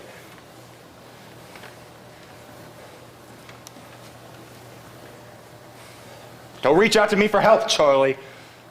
I've got problems of my own. Problems? Problems, man. Oh my God, that's it. I've solved the problem.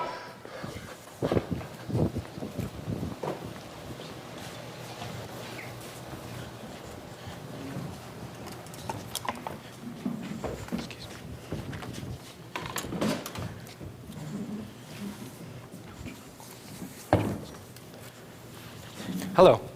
May I speak to Harold, Mrs. Niemer? Yes, thank you. Harold? Harold, you better get down here. No, it's Charlie. I know you're angry, but he brought in his report. You better see it. No, it's quite remarkable. Bert is feeding it to the computers now to check on his conclusions. No, I didn't see him. He isn't here. Well, he left the report with Bert and said something about it being time to go to Brooklyn. No, I don't know what he... Harold? Harold, just come down, please.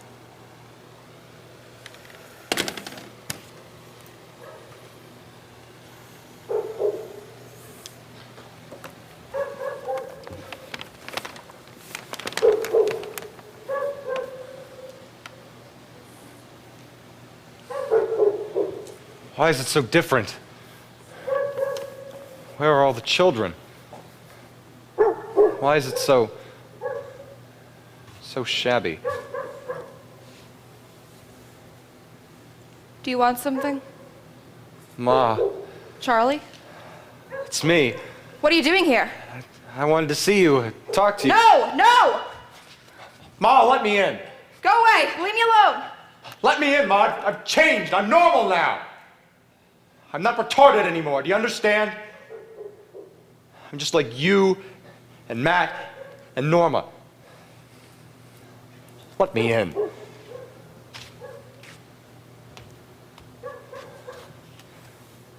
Ma. Charlie. Always so clumsy. When are you going to learn to look where you're going?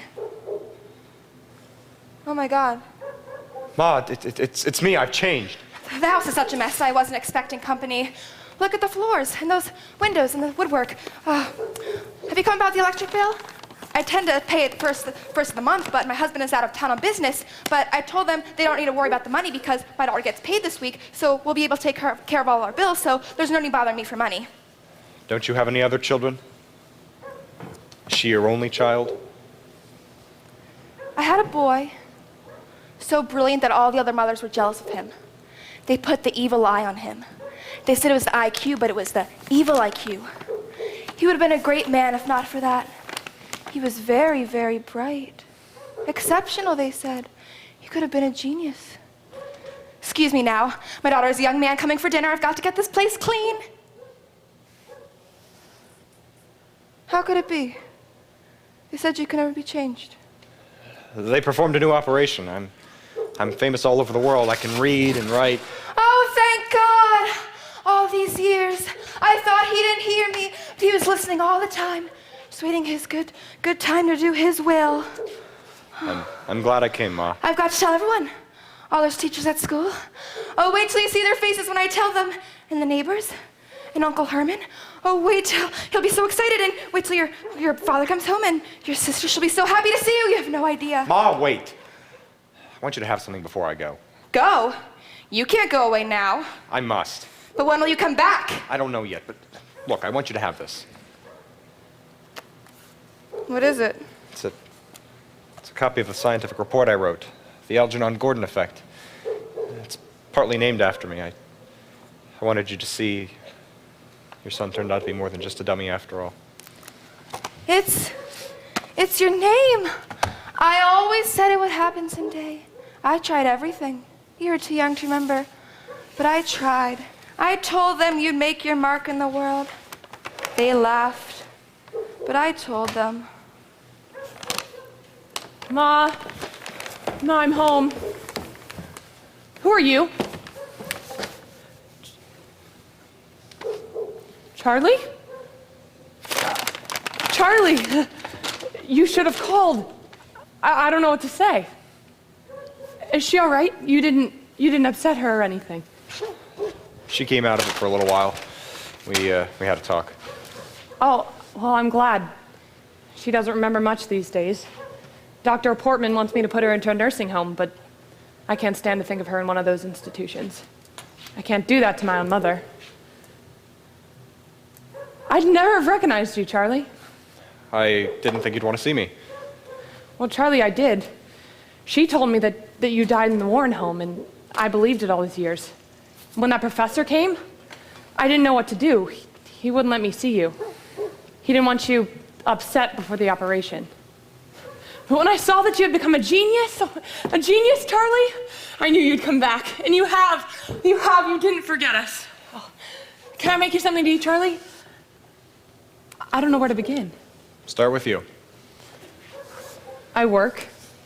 I come home and I take care of her. Do you ever go out? Oh, yes, but it's difficult. Did you ever get your dog? Yes, when I was about 10. Napoleon. How do you know? Something I remembered. You got an A on a history test and she promised you a dog. You wouldn't let me play with it, and Matt said you couldn't have it. I don't remember. Was I so mean to you? No. One memory I'm curious about, though. Not sure if it's a memory or a dream or something I made up. You were 7 or 8. We had lampshades on our heads, pretending to be Chinese coolies. We were bouncing up and down on the mattress, and you hit your head on the ceiling. Just a bump, but you screamed. Said I tried to kill you. She beat me with the strap till I was nearly unconscious. Do you remember? I thought that was my dream. I remember the lampshades and the mattress. I hated you because they fussed over you all the time. They never spanked you for not bringing home the best marks. And in school, children scribbled things in my books. Moron sister, dummy Gordon family. And when we were playing with the lampshades, I had to get even, and I lied. What a brat I was. I'm so ashamed. No. I was safe here in the kitchen. You had to face the rest of the world. Why did they send you away, Charlie? I always wondered. And every time I asked her, she said it was for your own good. In a way, she was right. Why did it happen to us, Charlie? It's past. I'm glad I met you again. Charlie, you don't know what a nightmare it's been. Living through all these years with her. Coming home every night wondering whether she's harmed herself or not. I'm so glad you're here.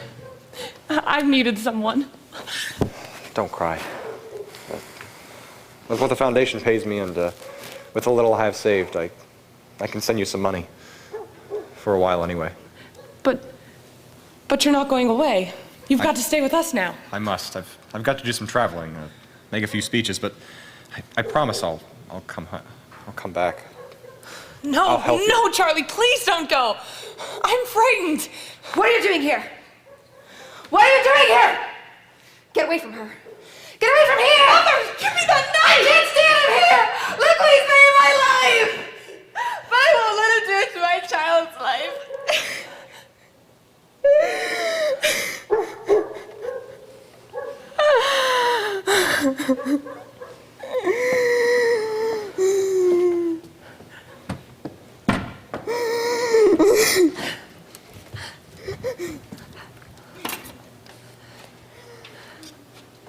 I'm shaking. She doesn't know. She was raving at the old Charlie.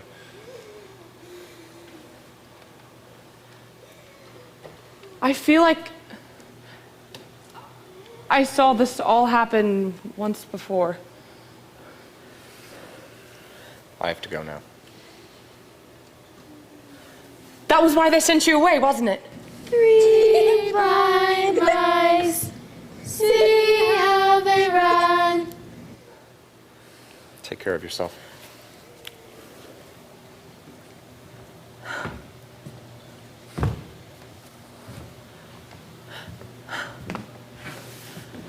Three blind mice, see how they run. They all ran after the farmer's wife. She cut off their tails with a carving knife. Did you ever see such a sight in your life as 3 blind?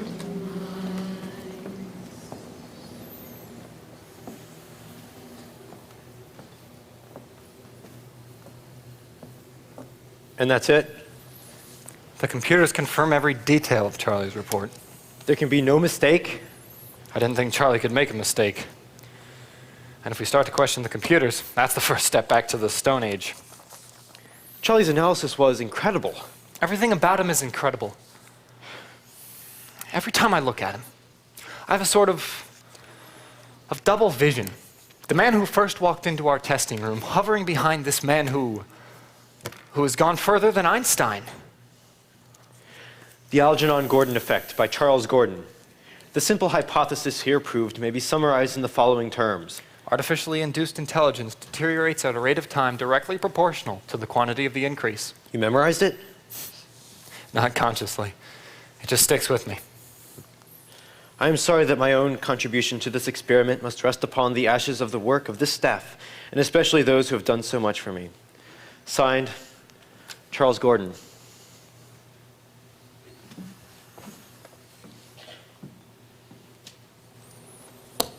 It's Algernon. When? About an hour ago, we found him lying in the corner of his cage, stretched out as if he had been running in his sleep. Was Charlie affected? Yes, I think he was affected. After the dissection he took him, he had some kind of box. And the dissection? Proved Charlie right. We didn't need the computers. We should have known all along Algernon wouldn't let Charlie down. Algernon's brain had decreased in weight compared to that of a normal brain. There had been a general smoothing of the cerebral convolutions. You'll type out a report? Tomorrow. But the same damn thing is happening to him. And the question becomes, how much can he hang on to?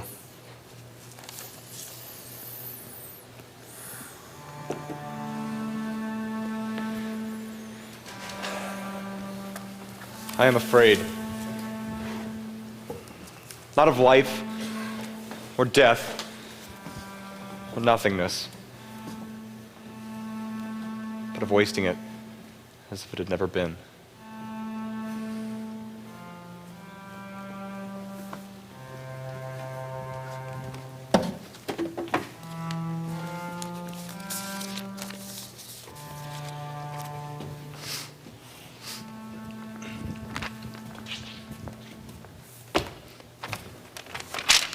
What's this? Could you please give them to Professor Niemer? Their progress reports. Typed? Why didn't you use the tape machine? I prefer to type. It's difficult to think with that machine going and all, but I can still do it. What does it matter to you? It doesn't matter. It's nothing at all. Look, Professor Niemer wanted... What's this, another maze test? Professor Niemer wanted... No! No more maze tests! I'm in a blind alley and that's all there is to it. Take it easy, Charlie. What do you mean, take it easy? You don't know what it's like. You're right, I don't, but I can imagine. We all feel pretty sick about it. Keep your sympathies to yourself. Leave me alone.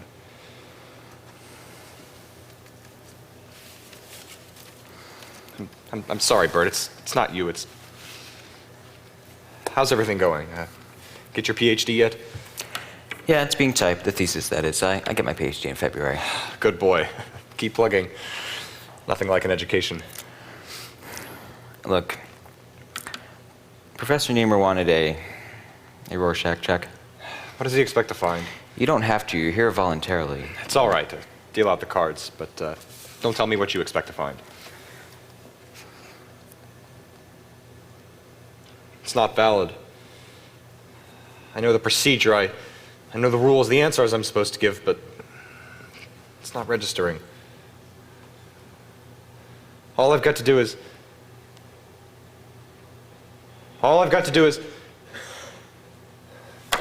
It's a woman on a floor scrubbing with a bucket. No, it's a man holding a knife. No, it's two faces staring at each other. No! All right, Charlie, we'll stop for today.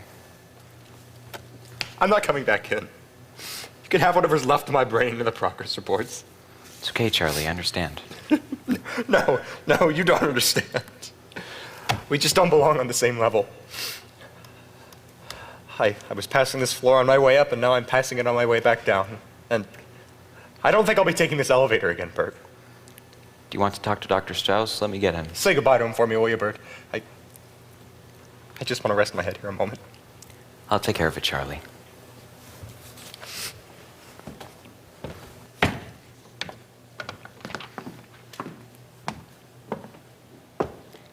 I went to the apartment, and you weren't there. Thought you might be here. I am. I decided it was time for me to put in an appearance. I thought maybe I could clean up or cook a little. Didn't think you'd mind. I do mind. I don't want anybody coming around feeling sorry for me. It's not because I feel sorry for you. It's because I feel sorry for me. What's that supposed to mean? It doesn't mean. It just is. Like a flower, I wanted to see you. What's wrong? Was the zoo closed? Oh, come off it, Charlie. I waited long enough for you to come to me, and I decided to come to you. Why? Because there's still time, and I wanted to spend it with you. Doesn't that sound like a bad popular song? Please don't make jokes.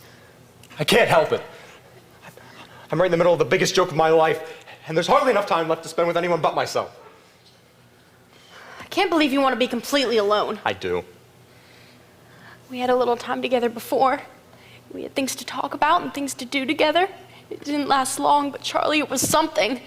Look, we've known this might happen. This was no surprise. I didn't go away, Charlie. I've just been waiting. It's crazy. There's nothing left for you to look forward to. I don't dare let myself think ahead. In a few months, weeks, days maybe, who knows, I'll go back to Warren. You can't follow me there. No. Once you're there, I'll do my best to forget you. But until then, why must we be alone? I don't want you to see me like this. I'm not myself. Alice, I don't regret the experiment. Neither do I. Promise to go away when I tell you to. May not be much. I'll have more than others do in a lifetime.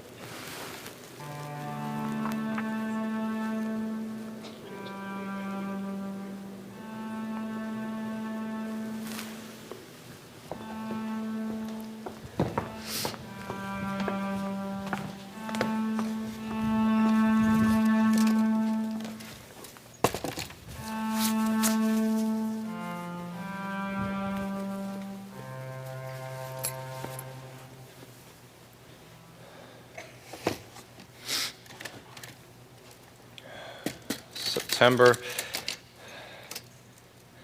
7th. Alice is gone. We had a argue.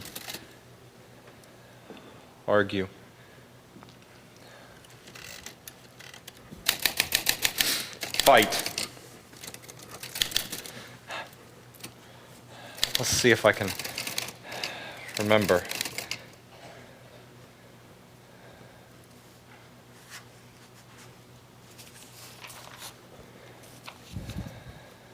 The Algernon Gordon Effect by Charles Gordon. The simple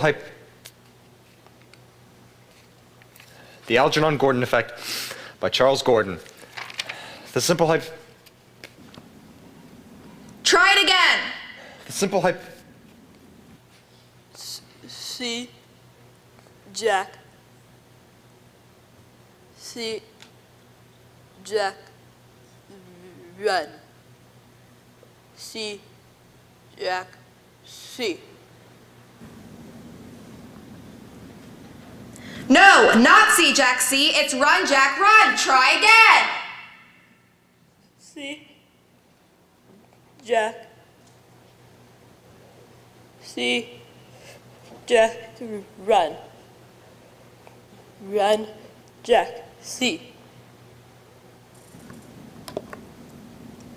You're lazy. I'll beat it into you till you learn it. Try it again. Run, Jack, run! Please. God. Don't take it all away.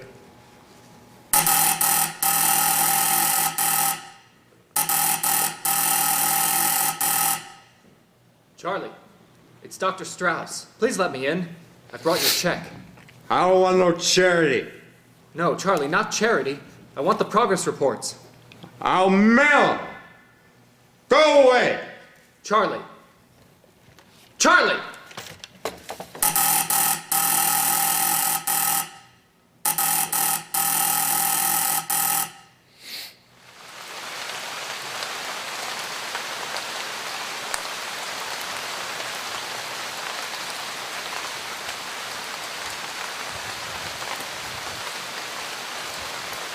September 15. I haven't wrote a progress report in a long time. It's hard to write. I know I should look up words in the word book, but I'm tired. So I use easy words instead. Let's see. I read every day so I won't forget how. Westerns from the drugstore.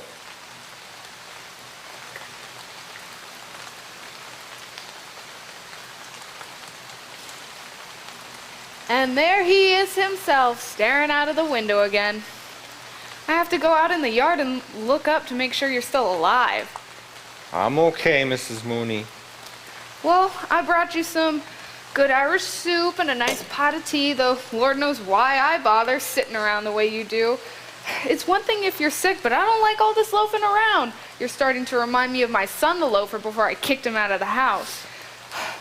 That doctor fella paid your rent, that's one thing, but I don't like all this lying around. A guy like you should be working. I can't work. Mrs. Donner fired me for being too smart. Well, then you gotta go find something else. Can't lie around unless you're sick. I think I'm sick, Mrs. Mooney. Well, you sure don't look so good. Maybe it's one of those flus the Chinese Reds are bringing around. I'll get the tray later. Alice was here. When? I didn't let her in. I didn't want her to laugh at me. I told her, I don't love you anymore. That's not true, but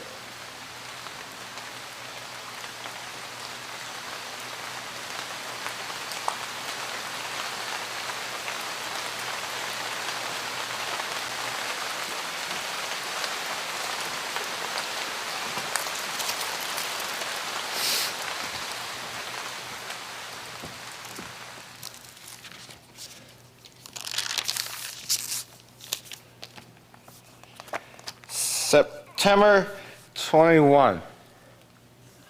I did a dumb thing today. I forgot I wasn't in Miss Killian's class no more. So I went in and sat in my old seat, and she looked at me funny. And I said, "Hello, Miss Killian. I'm ready for the lesson, only I lost the book we was using." And Miss Killian, she's starting to cry. Isn't that funny? And ran out. Then I remember I was operationed on, and I got smart. And I said, "Holy smokes, I pulled a real Charlie Gordon. That's why I'm going away for good. To the Warren Home School. I don't want people to cry and feel sorry. I don't know why I'm dumb again or what I did wrong. Maybe I didn't try hard enough, or somebody put the evil eye on me. But I got a new rabbit's foot, and I got some books. And even if I can't read, I'll try and maybe get a little smarter than before the operation.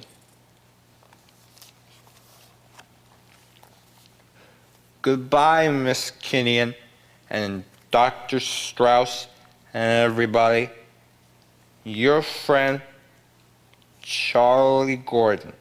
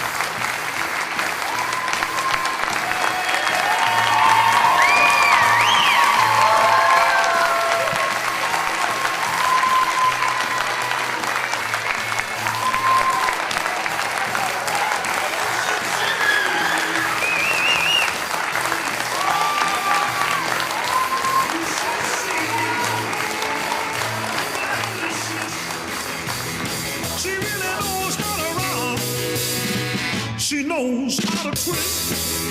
Come on and twist. Yeah, baby, twist. Ooh, yeah.